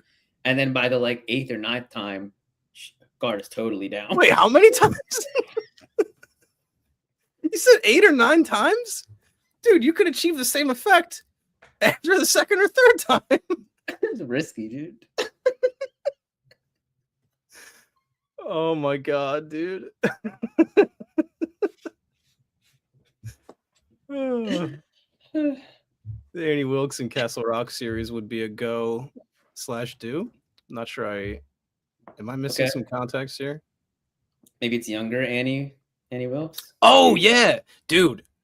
Annie Wilkes in the prequel series that he's talking about is played by the chick from Cloverfield, who HUD is like trying to hit on. What's her name? Lizzie Kaplan. Okay. Annie, Undead of Night. I see the vision. I'm hearing what you're saying. I forgot. I'm kind of. I mean. Oh, are you saying like because of the car crash? Like, is his shit just straight up not working, or are you saying that you don't find Kathy Bates attractive? I thought he was at the car crash, which is fair. I mean, these are both fair questions. But the answer is yes to both. I would find a way if my life depended on it. Tyler is a survivor. I'm saying, dude. Don't praise him as as some kind of hero. As a victim. Some kind of victim who gaslit her into banging her multiple times. And then I write that memoir. People are like, yo. They're like, did you like make some of this up? And I'm like, no. Wow. You go like in detail. I'm like, if anything, I left stuff out of it. It's like a 50 Shades of Grey situation. Oh my god, we are firmly off the rails right now. This is incredible. I almost hate to derail us further because the last movie we have to talk about here is like very different from the rest of these. And I tend to pick something a little out of left field when we do these. So yeah, Tyler picked a movie called "I'm Thinking of Ending Things" for our final film. She's a pretty lady, man. She's a pretty lady. Yeah. No slander here. We love Kathy Bates. Dude, she's fucking fantastic in that too. Incredible actor. Mm-hmm. So this one's a little out of left field. I'm not mad at it, but if you guys haven't seen this movie, I wouldn't be upset if you, aren't as well. If you haven't seen the movie, you can't really, it's not going to be. Yeah, you're not gonna be able to really like weigh in. But this is only on you can only stream it on Netflix. This movie's only on Netflix. This was a COVID movie too, which I didn't realize. This was a 2020 film, and I remember hearing about it when it came out. But I never got around to it. I don't know if that's timely or really unfortunate. Kind of both, depending on how you look at it. Yeah. So Tyler and I are going to talk about this movie. We're going on 2.5 hours here anyway. This is probably going to wind up being a 3-hour show. So I wouldn't be offended if you guys don't tune in. But I'm excited to talk about this movie with you because this is the first time watch for you. This was my first time watch. And dude, what the fuck? This movie's fucking insane. Yeah. And when you picked this one, I was like, okay, obviously there's got to be a lot of snow in this, but I was like, is this a horror film? Because what I had heard about it, I didn't hear much, but I was like, I didn't think it was a horror movie. But when you watch this movie, very quickly you start to get the sense that it is the closest thing I can describe this movie as is just like a fucking bad dream. This movie Mhm. feels like a bad dream that Mhm. was caught on film. And to me, those are like the most interesting kinds of movies because it's not so gray and like black and white as like, things that are like overtly a horror film. There's fucking people dying and there's kills and stuff, but like this movie, I can't even necessarily say that I enjoyed the process of watching it, Yeah, but I've been finding myself thinking about it after the fact, definitely. Yeah. and it really has been sticking with me. And so, what I'll say to the audience here is just that if you haven't seen this movie, but it sounds like you might be interested, I would definitely say go back and watch it, and then come back to this stream and just watch like the last half hour of the stream on the We're really replay. not trying to kick you guys out, but it definitely is. If it sounds interesting, it is worth watching. No, 'Cause and I'm going to spoil it pretty hard right now. And I don't want to make it sound like your pick is like othered in any way. I just think it might alienate some because it's a movie that's like seeking to alienate the audience in a way. So Yeah. it's hard to talk about. It's Charlie Kaufman for anybody who hasn't. Yeah, he seen did it. Eternal Sunshine of the Spotless Mind and a Philip Seymour Hoffman movie that I've never seen before. He's just that trippy boy. Dude, so the movie starts out and it's just this long fucking drive. It's a really long drive. It's like 20 minutes of dialogue between Jesse Buckley and Jesse Plemons. We're both fantastic in this. And they both had insane careers following this movie. Mm-hmm. They were both in like Oscar nominated films from last year. Jesse Plemons was in Begonia, the Yorgos Lanthimos film, and Jesse Buckley was in Hamnet, which I still haven't gotten to see yet. Me neither. So like those two are incredible in this movie. They're incredible in general, and they're really great here. And dude, yeah, so it starts off and it's just this long car ride, and they're talking like what are they even like they're talking about a lot, but it's like it's like stuff about their relationship, and like she doesn't feel like she wants to be with this guy. The title, as you would indicate, is I'm thinking of ending things. They're like, so just to frame it up, they're both they're like kind of newly in a relationship. They've only been dating for what, like 6 months or something like that. I think like 6 weeks, like 6 or 8 weeks. 6 weeks, right? Okay. Yeah. So this is kind of, it's a new relationship, and it's a lot of like Jesse Buckley's internal monologue, which we're following her for all of the film. I just want to set the table because everything that happens from here on out is like very fucking nebulous, and it feels like a David Lynch film. I don't know if you've seen any David Lynch movies, but he's kind of like that surreal boy, like that fever dream boy. I gotta tap in. On Dead of Night, my boy. Knowing Ball once again. Great as always. Watched it once, didn't interest me enough to watch again. Never thought of it as a horror movie. That's fair. That's fair. It's definitely not a conventional one. But it's very uncomfortable. It's fucking uncomfortable. Very uncomfortable. There's lots of like weird, dark, unsaid stuff that's happening. Yeah. You know what it reminded me of? Rewatch. It reminded me of Beau is Afraid. Yes. Have you seen Beau is Afraid? Yep. It is it's in that not nearly as insane as Beau, like not nearly as like actively insane. Yeah. If anything, Beau is Afraid is probably more cohesive than this movie. Yeah, it's grounded in like reality, but there's just something off about the film, and like in each frame there's just something kind of off, and that kind of progresses as the movie goes on.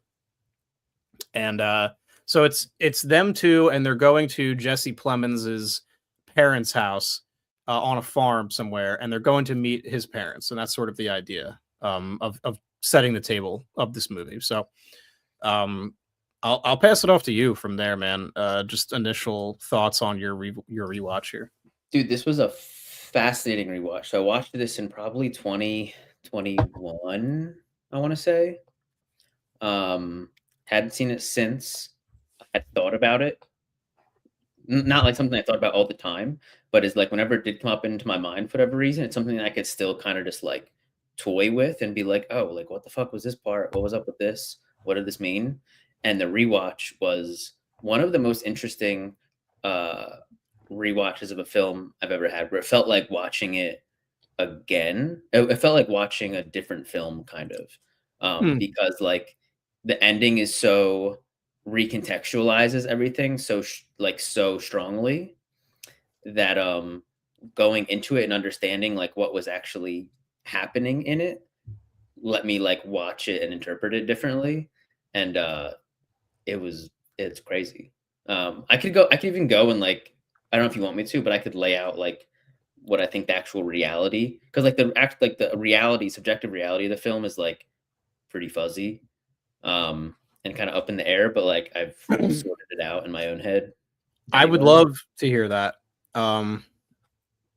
Yeah, so I mean, so basically there's like 3 locations in this movie. The car, the house, and the maybe school. 4 actually, because they stop off at that little ice cream place, that like Dairy Queen or whatever it is. Uh-huh. So they spend a lot of time in the parents' house, and initially I thought the whole film was going to take place there. Mm-hmm. And so up until the point where they arrive at the parents' house, I still didn't really know what kind of movie this was about to be, right? Because even after that weird, very dialogue-heavy drive in the snow, I was like, this could still go like any kind of way. Dude, real quick, not to derail, but there's go ahead. They have that whole long dialogue in the car. It's very stream of conscious-y for a lot of it, and they're kind of like going back and forth. And then Jessie Buckley recites this long poem that she wrote. And towards the end of it, she's just looking directly into the camera and reciting it. And that, for the first time I was watching it, for me, is the point where I was like, what is good? Like, what the, like, that's where, like, I was like, oh, like, I don't understand. Like, I know what's going on much less than I even thought that I did. And it freaked me out. Yeah. Dude, yeah, it was, that part also keyed me into the fact that something was definitely off here. And then they get to the parents' house, and it's so before they even go inside, they're like seeing the parents like in the window. Dude, I don't like that part. And that was creepy. And I was like, oh yeah, maybe this is a horror film. And Toni Collette is just like, yeah. And then they like go into the barn, and like Jesse Plemons tells her the story about this pig that died, which kind of comes up again later in the movie. And then they go inside the house. And it's just this very awkward back and forth of them kind of talking about just kind of very superfluous things. And Jesse Plemons keeps calling up to his parents upstairs. Dude, I don't even feel good talking about this movie right now. And then for the longest time, no one replies. But we know that they're there because we saw them. Mm-hmm. And for the longest time, no one replies. And then eventually they finally answer. And then a more time goes by, and then eventually they finally come down.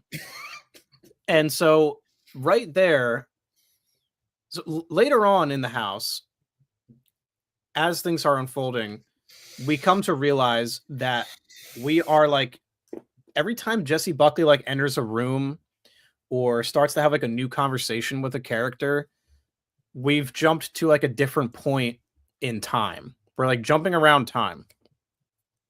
And so in the moment when they're calling up to the stairs for their parents, the reason in my head that no one answers for so long is because they're like dead. Like eventually at one point the mom dies, and the dad is like losing his memory. Lupin? Yeah, it was Lupin. They're both so good. So thinking about it now, I'm like, oh, maybe is that why they weren't answering at first? Because we're kind of jumping around in time. that was kind of a revelation that I had. And then there's something with a dog. Oh, And dude, the dog's so bugging. Dude, the way they shoot the dog. They're filming the dog. I love that you're talking about the dog. Yeah. It's like we're looking down at the dog. And the dog is like shaking itself. And it kind of goes on a little longer than it should. And then it keeps going. And then we kind of just cut off of it. And it's like, and it's just very unnatural. It feels fucking weird. The cuts in this are so weird. The timing of the cuts are so weird. The editing is crazy in this movie. And so basically this whole first act, maybe a little longer, is just them kind of going around this house, having these conversations. They have dinner. We have dinner. We're jumping around in time. So like his parents are getting older, then they're getting younger, and nobody eats at dinner. Nobody ever eats anything. It was just so fucking weird, man. Like, what did you? I'll allow you to kind of chime in here. I will. I'm gonna tell you my thoughts, but then tell me about the school. What did you think about that whole? Because also you're seeing this happen, and you're also seeing this old guy kind of go throughout his life, right too. And then the storylines kind of converge at the school at the end. So at one point, Jesse Buckley goes into the basement, and there's a washing machine that's going, and there's like this weird liquid in there, which is bugging. And it's one of those old washing machines, so it's got like that thing that comes all the way up, and all the clothes that get wrapped around it. And she like pulls out the janitor clothes. Mm-hmm. So my interpretation of that was that the old guy is Jesse Plemons as an old man. Is that what you thought as well? Okay. I think that's kind of what they're wanting you to think. And so I didn't really know what to make of it beyond that. Is it just that like Jesse Buckley doesn't want to wind up with this guy because she kind of sees where he's going in a way, and she's like, I don't know, because that seems kind of like small-minded. Like, oh, I don't want to wind up with this guy who's just going to be a janitor. Mm-hmm. So I get like we can either go through like the rest of the movie, but I'm actually just kind of very curious to see, like, what the fuck is this movie about in your mind? Because I didn't do any research, I didn't watch any videos or anything like that. Yeah, I haven't looked anything up either, except this movie fascinated me. It was on my list for a really long time, or at least like, I don't know, a year, whatever. Always wanted to watch it, and eventually watched it, and it's such a mind fuck. And I was like, kind of picked up some pieces, and I was like, maybe this is this or this or this. And then I watched it again, but then I didn't really know. And then years went by, and then recently watched it again, and it was much more understandable or interpretable, at least for me. So, all right, yeah, stick with me for a sec, okay? Well, real quick, I'll just say that Undead of Night is at least it appears to be appreciating our combo on it. So, dude, Undead of Night. Thank you for being here. Yeah, there are definitely some weird comedic beats in ending things. Yeah, definitely some comedic stuff. Just like part of that too is just because like Jesse Buckley and Toni Collette are both they're both so fucking good, because there's so many parts where the dialogue and the timing and the rhythm shouldn't work because it doesn't, because it's really weird. It's like intentionally jarring. Dude, there's a part where the conversation stops and Jesse Buckley kind of just like sits there with her head down for like a while, and the camera just starts on her, and then she just pops up and like happily goes into like picks up this conversation about something else out of nowhere, and you're like, what the fuck? Like, where is this coming from? So okay. Undead of Night, I'm about to like give my interpretation, so I don't want to spoil you watching it again, but you could also watch this and interpret differently, but this is mine. Okay. So the old guy, who we'll call the janitor, right? The old guy, he's a high school janitor. This entire film, so that is Jesse Plemons as an old guy, right? This entire movie takes place in his head. This whole thing is just a bunch of memories that he has, memories and like things that he has fabricated about his past that are in his head. that he's thinking about throughout the day from like when he gets up. There's actually scenes in the first like 15 minutes. There's a couple times where Jesse Plemons goes to change the radio, and he starts to go to change the radio, and then they cut to this close-up like side shot of the radio, and it's sunny out. You can barely see the windows, but you can tell it's sunny, and the interior of the car looks different, and it's because it's the old guy in his truck who's driving at the same time. And they're actually showing like him change the radio. So the reality is like Jesse Plemons. So what happened is Jesse Plemons grew up with his parents, grew up in that house. That was his childhood house. He went to college. He had one night where he was out with some friends at a bar, and he had this short interaction with this girl, and like nothing ever came of that. But for the rest of his life, he would think back to like, oh man, like I should have, like, I wish something happened with this girl. What would it have been like for me to go home with her? Because when Jesse's talking about herself over the course of the movie, her job and her focus, like what she's going to college for and everything, and her personality change a bunch of times. Like sometimes she's a physicist, sometimes she's an artist, sometimes she's like a history major. All this, it keeps changing, right? Her name changes a little bit at a time. Sometimes she's Lucy, sometimes she's Lucia, sometimes she's Lucille. Dude, when she's listed on Letterboxd, she's just young woman. Yeah, which I found very interesting. Please continue. Yeah, you're blowing my mind right now. So the whole movie is him, and so what happened is, so he grows up there. He goes to college. He has this one brief interaction with this girl at a bar one night, and never has an interaction with her again. And then after college, he actually moves back home to help his parents because his parents are getting older and they're getting sicker. And it's just him there, and his mom gets really sick, and he's like nursing her while she's getting sick, and her dad gets Alzheimer's. And so now he's stuck back in his childhood home, and he's just alone, and he like nurses his parents until they die. And then now he's like older, and he's like stuck at home, and then he ends up going and working as a janitor at the school that he went to high school at. And then, so now this is like years later, and one day he's just like going through his work day, and he's mopping and stuff, and he's just thinking back to all of this stuff. Like he's thinking back to a bunch of the stuff that Jesse claims to have done. So again, just run with me, but throughout most of this, Jesse Buckley is his subconscious, and Jesse Plemons is his like active conscious self.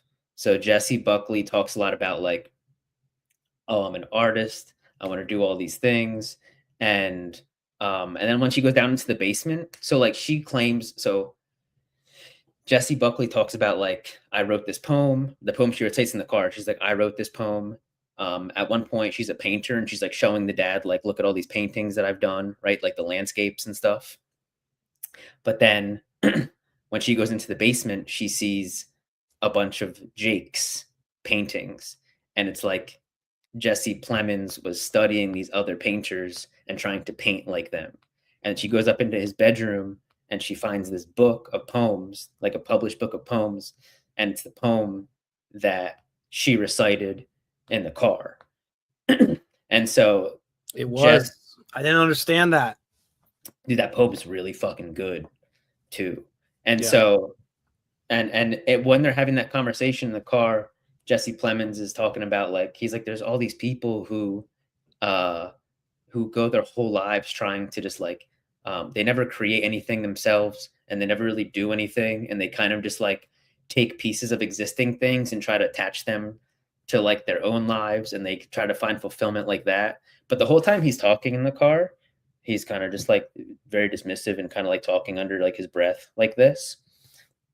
And it's because he's like lying. He's like trying to lie to himself about himself, because this is like him thinking, right?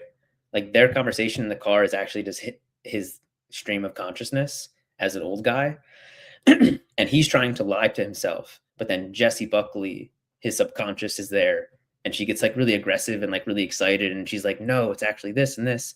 And she's trying to like show him the truth of his thoughts. And so anyways, when she's at the house, she uncovers, like, he doesn't want her to go in the basement, and then she's not supposed to go in his room or whatever, and she uncovers like all this stuff that's actually part of his past. Like he wanted to be a painter and never really did it. Remember at dinner, his mom is like Jake never had any talents. He was never like special or gifted, and all that. Yeah, so she's like uncovering all the stuff that is like contradicting things that he's saying. Yeah, in a way. Yeah, and there's when she goes into his bedroom. I love the dog and love that you saw that, because when she goes into his bedroom, there's an urn with the dog on the front. And so I think that like showing the dog shaking like that, because that's the only time you see the dog. You see him real quickly run up to Jessie Buckley, and then you see him twice. We see him 2 more times, and each time is that same exact shot of him just shaking. It's and so creepy. I think the dog died when Jesse Plemons was really young, and effectively like the only memory he has of him is like a quick snapshot of the dog like shaking off at some point. And so that's just like stuck in his head. That's all he has. And then so that's going on, right? And to get crazier, we're gonna get crazier, right? All right. Well, hang on one second then, because Undead of Night is hanging out with us here. He wants to know if I have not read the book. I need. It sounds like you have to fucking read it, and I'll probably look into it too. Mm-hmm. And then, so who's thinking of ending things? Is it Jesse Plemons? So this is so this. Are you working towards this? Because if you are, we can just kind of save it, or do you? Not really. Actually, this is the fucked up thing.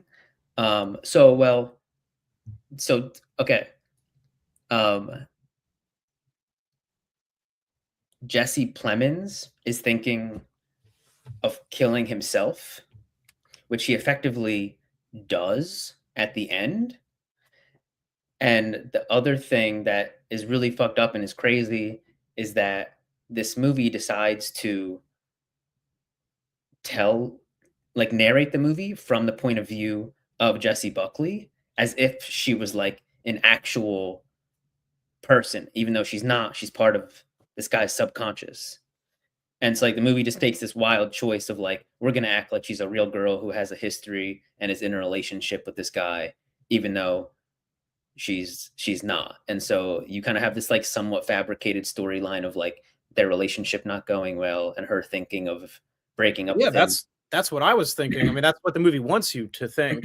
Yeah, it's kind of like a red herring almost the whole time. Because then when she sees him as an old guy in a school, she finally, like, over the course of it, their relationship and how they met a couple times comes up at dinner. They're like, how'd you guys meet?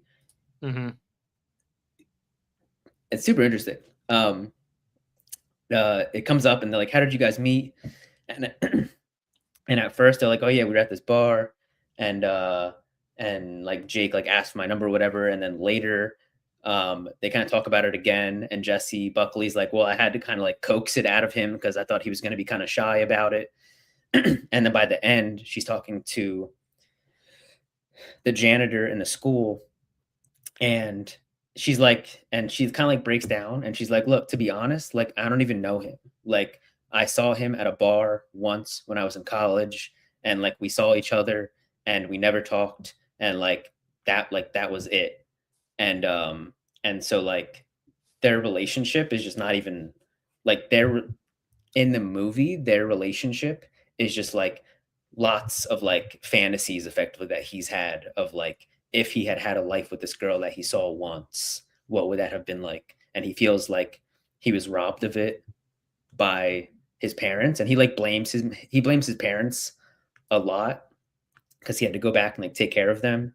And in the car ride in the beginning, he talks a bunch of shit on people who like blame their parents for like stuff that happens in their life, because he's like, yo, get over it, even though that's like exactly what he's doing in that moment. So he's just it's all about him, because that's the same thing as the stuff he says about art and stuff, about, you know, how they're all his thoughts. But he's contradicting himself with all these, and it's like his subconscious trying to get him to almost like gaslight himself into believing these things that he doesn't believe, or like explain away like why he feels that way. he keeps and like later, especially like it starts to come to a head when they get to the ice cream place, and it's like if you think about it, kind of in terms of like uh what's the Nolan movie, um Inception. Inception, where like the dream world as a whole is like the subconscious and it's trying to like act against the person that's in there. So like they're at the ice cream place and the girl who's making their ice cream things, she's like it's not safe here. And she's trying to like nudge them and Jesse Plemons is like, "Okay, let's go." And he's like trying to like uh it's like his subconscious is trying to like work its way to him and he's like, "Nope." And he like ignores it. And so just to get slightly crazier, and we'll wrap this up in a second. At the end, they drive to the high school, and they do the craziest scene. So they drive to the high school. It's a blizzard, and they're just kind of parked out there, and there's a truck out there, but it's just like a big ass high school. Jesse Plemons has lots of knowledge of this high school. He knows like how many rooms there are, how many bathrooms there are, how many offices there are. And Jesse Buckley is like, "Why the fuck do you have all this info about this?" And then they've been very not affectionate. They haven't even like hugged this whole time, right? And then there's this scene where they're sitting there in the car and they really slowly go and finally kiss. And right when they kiss, there's like this crazy like vocal sound effect and this quick cut of like a guy looking through like a curtain or like some like ripped paper through like a window. Yeah, that shit was fucking bugging. Super bugging. So you're finally like, "Oh damn, all right, like maybe this isn't all that bad." And then it gets way worse. So they kind of kiss real quick, and then he's like, "Whoa," and she's like, "What?" And he's like, "Someone's watching us." And she's like, "What the fuck are you talking about?" And he's like, "Yeah, like I think this guy in this truck is like watching us." So he fucking leaves. This whole thing happens, and then Jesse goes into the school, and then there's like that whole dance sequence. Dude, I couldn't even fathom. I'm really hoping you drop some kind of bomb on me right here because I don't know what the fuck that's about. And then furthermore, I don't know what the fuck that whole awards ceremony is about that happens where they're all in like this weird old age makeup. Just not So, cool.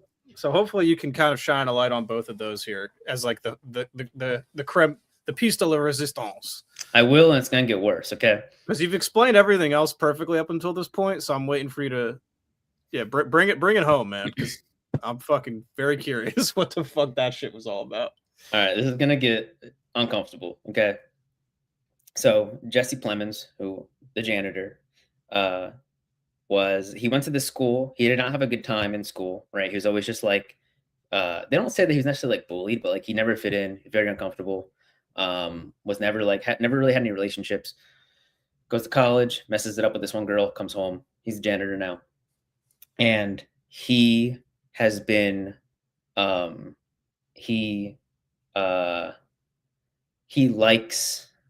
he's attracted to this girl that he's just attracted to this high school girl, and he's like the creepy old guy. And there's this girl that comes up a bunch of times where he sees her like dancing with like she's like in like drama club, and so he in real life passes her a couple times while she's like practicing, and she sees him and she's like obviously weirded out by him, and he's just like looking at her every time he like passes by her. And then they have like this like metaphorical dance scene where it shows that girl and a guy dancing like you saw earlier, and then this young guy but in like a janitor outfit, the same outfit, comes up and like gets in a fight with the guy that's dancing and like kills him and then like takes the girl.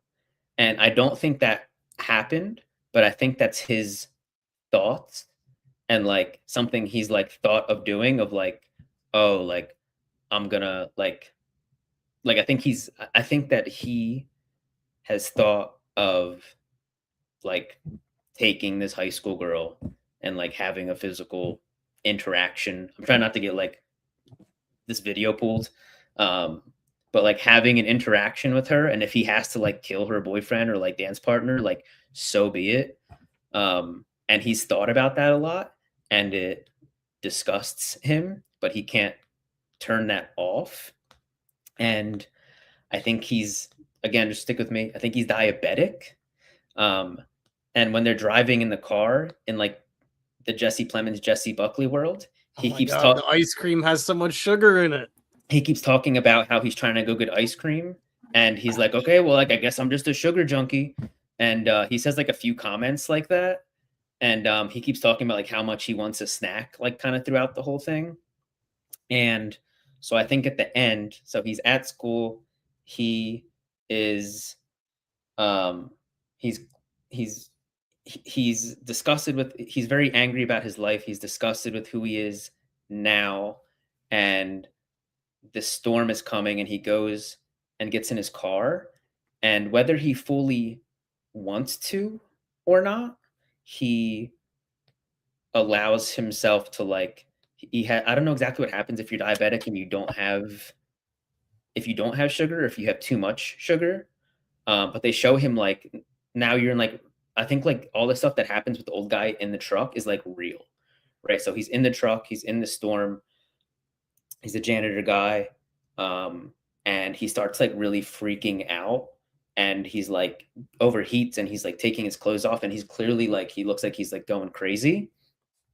And then he hallucinates a pig. And I think like so like earlier they show he's like, oh yeah, like one of the pigs died and he had like maggots growing under him. And I think that he sees himself like that. Like he thinks he's like a pig who like is like sick and like has, you know what I mean? Like he thinks that he's like a disgusting person because of these thoughts that he has. And he like allows himself to just die because he doesn't think that he's like worth living. And so like he ends up like hallucinating the scene with like this pig, and like he's thinking back to like that's like a very traumatic thing he obviously has from his childhood, right? Like seeing, because when in the barn you also see like these lambs are just like frozen dead, and Jesse Buckley tried to be like, yo, what's up with this? And he's like, what? They're dead. Like, what do you want? And he's trying to like suppress these memories, like this memory of like this awful thing that he saw as a kid, and just like move past it. And so I think he has this awful memory of like seeing these pigs who were dying and had like these maggots in them. And so he's like connecting himself to them. And so he like allows himself to die. And then what he always wanted was to be like this, like he wanted to be like in drama club. He wanted to do all these things and be a writer and a painter. And I think like his final send off, like the last thing that he like is envisioning is like him back in, he's trying to like relive like high school, right? He's like literally back working at the high school that he went to, and it's still not any better. If anything, it's worse than when he was there as a student. And but so his last like vision as he's dying is like if he were actually like in some play at high school that like like all the students are there and like everybody really likes it, and they really like him, and he's wearing the pin that his mom told him about, was like telling Jesse Buckley about, and Jesse Buckley's there and she's like clapping for him, and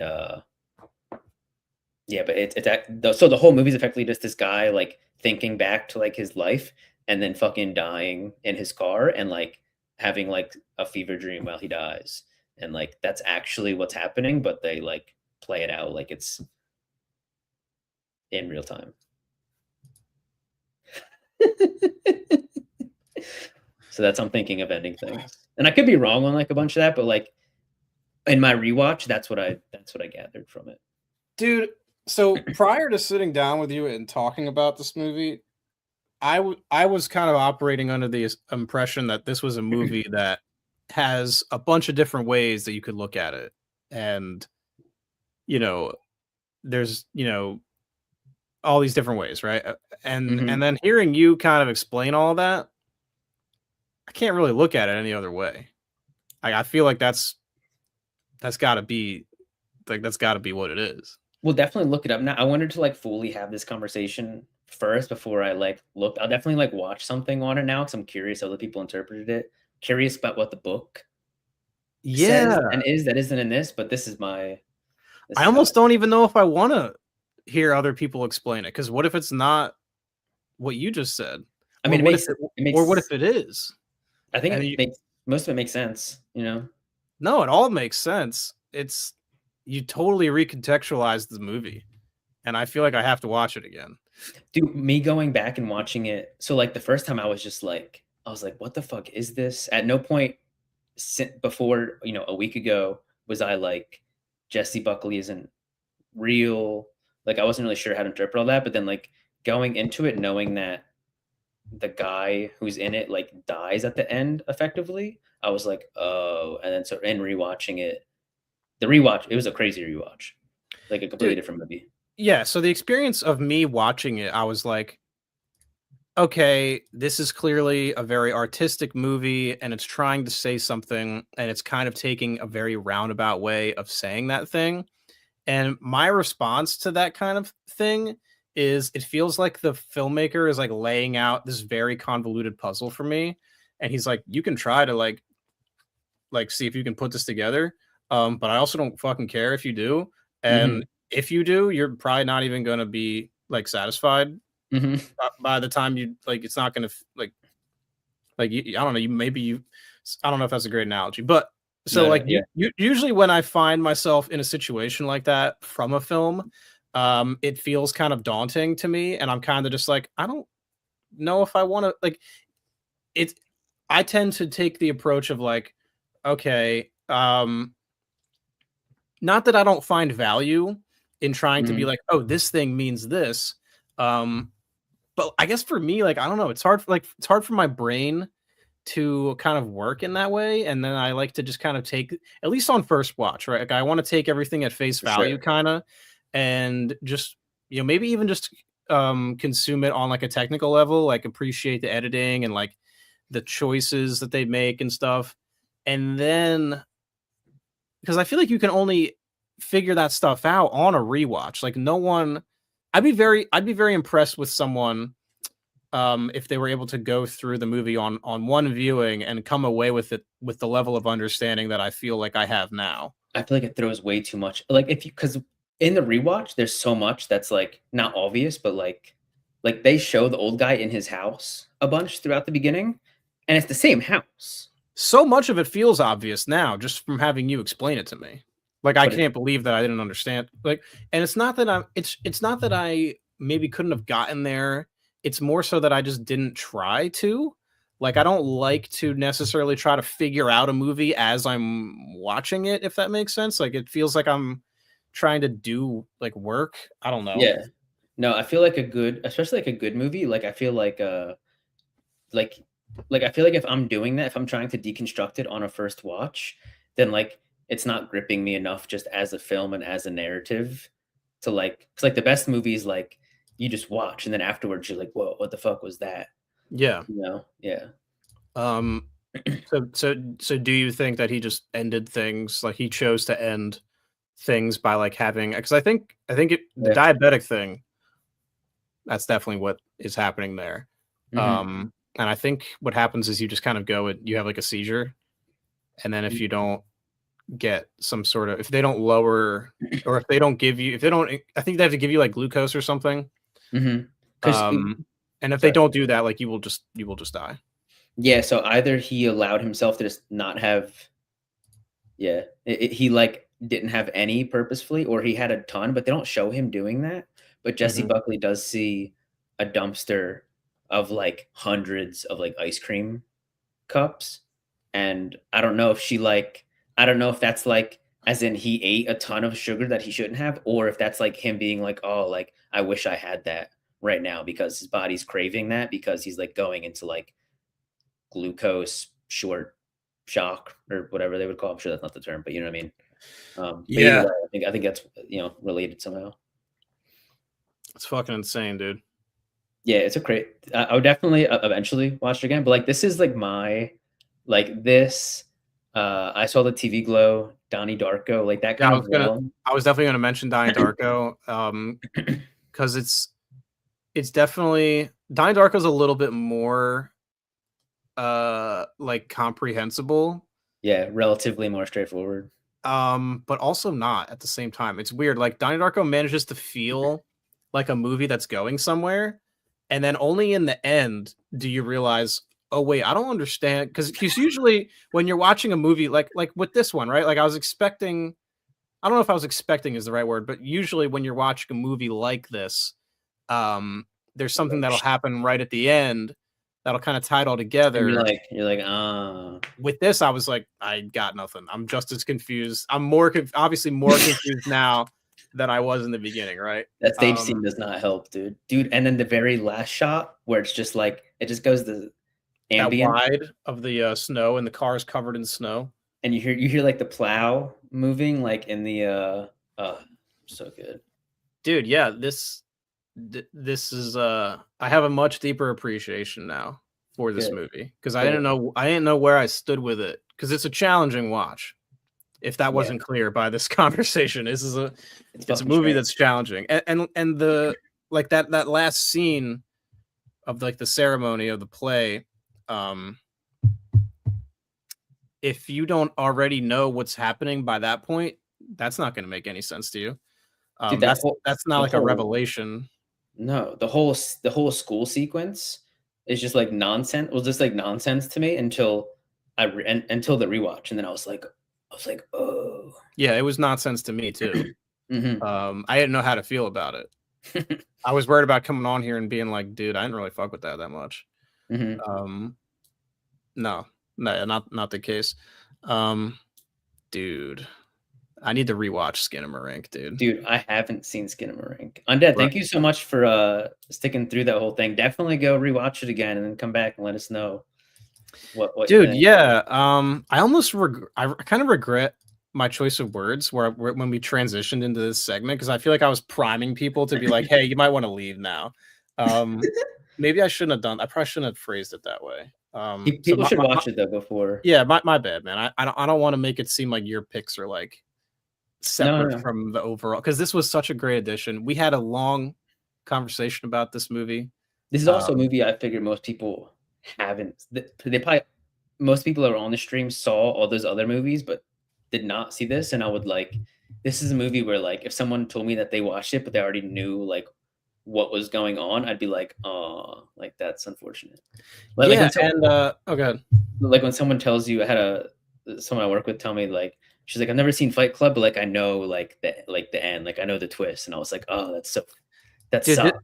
But this isn't like a Brad Pitt is Edward Norton kind of a situation where you can just explain it with one sentence. Like we literally had to have like 35 minutes here where you explained everything to me. So yeah, I'm so glad that we did this, and I want to continue to have these unconventional picks, right? Because as much as I love 30 Days of Night, Shining, Thing, Misery, they're movies I've seen multiple times, and I feel like I get them for the most part. Sure, I legitimately got something out of this. Good. What's good with Skinamarink? I can like, and I've seen some of like the shots, like the images and stuff, but I haven't watched it. But I fuck with that. Is it bugging? I think you might fuck with it, dude. Is it? I think you would. I think you would kind of really like it. I don't want to. I think you should watch it. I'll just leave it at that. Is it gonna fuck me up? It's gonna be like mad spooky. So, Skinamarink is a movie that a lot of people fucking hated. There's virtually no dialogue. It feels like a fucking bad dream. That's what the movie's capturing, is that feeling of being like 10 years old. You wake up in the middle of the night. You don't know where your parents are. You're like hearing like the sounds of a TV in another room. Maybe you woke up from a really bad dream and maybe you're still in a bad dream. Dude. That's what the movie feels like for like 90 minutes. Oh my God. And a lot of people were like, that's way too long to sustain something like that. Cause it's literally just like, watch the trailer. Have you seen the trailer? No. I've seen the trailer. I've seen like a very short scene that was cut. Like from like, the movie? Yeah, it was like a hallway and like a fake like remember like, do you watch Coyote and Roadrunner? And how occasionally he would like he would paint like a fake like tunnel onto like a wall, and then Coyote would like run into it. There's like a scene where like kind of that happens, where like there's just like this like creepy hallway and this like fake extended hallway or tunnel or something gets like painted onto it, and there's a voice that's just like, yo, like you can run through there. And I was like, what? I saw it once in like 2022. Mhm. I need to watch it again. It's just it's a hard mode to switch into. Yeah. Watch the trailer for me after this is over, All right. and That's not. and then just text me and tell me what you think of it. It feels like a movie, like watch with a couple people Nah, kind of movie, nah, dude. nah. You watch it by yourself, Tyler, Uh, with all the lights off and your headset on. oh god. All right, maybe. That's how you watch that, I do really like watching movies like that. It's been fucking sweet. dude. Watch it like that, and put your phone on the other side. I mean, I know it's not a problem for you normally, but just leave your phone on the other side of the room. God, all right, I'll watch the trailer. If I can't find a copy of 2001 when I can't sleep, then Skinamarink would put me under all. I really admire the borderline experimental quality of Skinamarink, and it really does feel like a movie that has managed to capture a bad dream and put it on camera. That's what the movie feels like to me. I really want to revisit it one day, and I would love to. I would dedicate a whole show to it if you find that it's worthy of discussing. Dude, we could do just like we could do a Fever Dream show. Ooh, Do that'd be good. you like that? TV Glow, Donnie Darko. Yeah, we could definitely compile a list there for sure. All right, this fucking show has been crazy long. We're on 3 hours and 20 minutes. Undead of Night, special thanks to you, man, for being here the whole time. For real, thank you. Really enjoy all your discussion points and your feedback and your knowledge and stuff. It's really awesome. So thank you for spending your Wednesday night with us, man. Really appreciate it. Yeah. And anybody who happened to be watching this on a replay, if you've made it 3 hours and 20 minutes, you are also awesome. That was the Snowy Horror Show. We talked about some fucking cool movies. I'm really glad we talked about I'm Thinking of Ending Things. And in a roundabout sort of way, I'm glad we saved that for last because it actually wound up being it has the most depth for sure out of all of these movies. Even more so than The Shining, which is crazy. I wouldn't have expected that. Yeah. But all right, guys, that was it. I don't know what we're doing yet next. We haven't talked about it yet. We'll do February. We got to do like a bromance part 2 or like Valentine's horror. So what we can do for 2 dudes, we could do bromance. Okay. Or last time, the first bromance was a Talks from the Shelf episode. Yeah. So maybe we should make that the part 2. Dude, I don't know. Good. We somehow missed Jay and Silent Bob on the bromance show last year. Do you believe that? We definitely had to have talked about it. I don't think we did. Well, maybe it came up, but it wasn't on the poster. Yeah, maybe we did talk about it. No, we definitely did. We 100% did. It just probably wasn't on the thumbnail. Maybe. Okay. Definitely. It sounds crazy. Like the idea that we missed that would be crazy. Yeah, there's just no way. So maybe we'll definitely do bromance, whatever format that takes, and then you should watch My Bloody Valentine. Oh, we're from 81. Okay. It is so. Black Christmas is the Christmas slasher. Mm-hmm. My Bloody Valentine is like the Valentine's Day slasher. It is not on the same level quality wise. That's my next question. Okay, that's a high bar though. It's a high bar. I don't want to set your expectations too high. It's just as far as Valentine's Day goes, you can imagine there's not like a wealth of like quality horror films related to that. It's a little gimmicky, but it's a cool movie. It takes place in like a mine. The killer is like a miner guy. Ooh, okay. It's cool. It's cool. Yeah. Maybe we could just do that in the remake, and then it's like a 2000s remake, and then maybe we could just compare the two. I think that could be fun. Okay. Sound good? Yeah, we can even possibly do that and bromance in the same. We could. It's kind of too much of a tonal shift, right? Yeah. I think it'd be better to market a show. Which My Bloody Valentine is better, and then just kind of riff on that. And then I like that. There's also that really shitty Valentine movie called Valentine that I made a whole video on. Oh yeah, wasn't that like recent-ish? That was like 2023. Oh wait, the movie? Yeah. No, the movie's from like 2004. Oh, okay. Yeah, it's Valentine.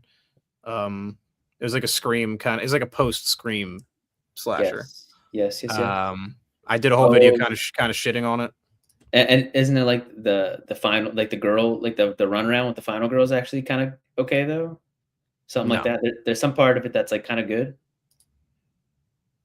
Maybe I might have been like searching for like nice things to say. Or maybe I'm just misremembering. That's probably more accurate. Okay. I would suggest maybe we could talk about that as well, but maybe we'll save that for next Valentine's Day. Okay. I think comparing the two My Bloody Valentines is plenty of horror content for that show. Okay, I like it. All right. So that's gonna be it for us tonight, guys. Thank you so much for being here. Go watch a snowy horror film. We got more coming. If you're on the East Coast, that is. I don't know where. Right. I don't know where you like Midwesterners are at, if you're getting any snow or not. But either way, hunker down and get some snowy horror films in. Thank you for being here, and take care and watch more movies.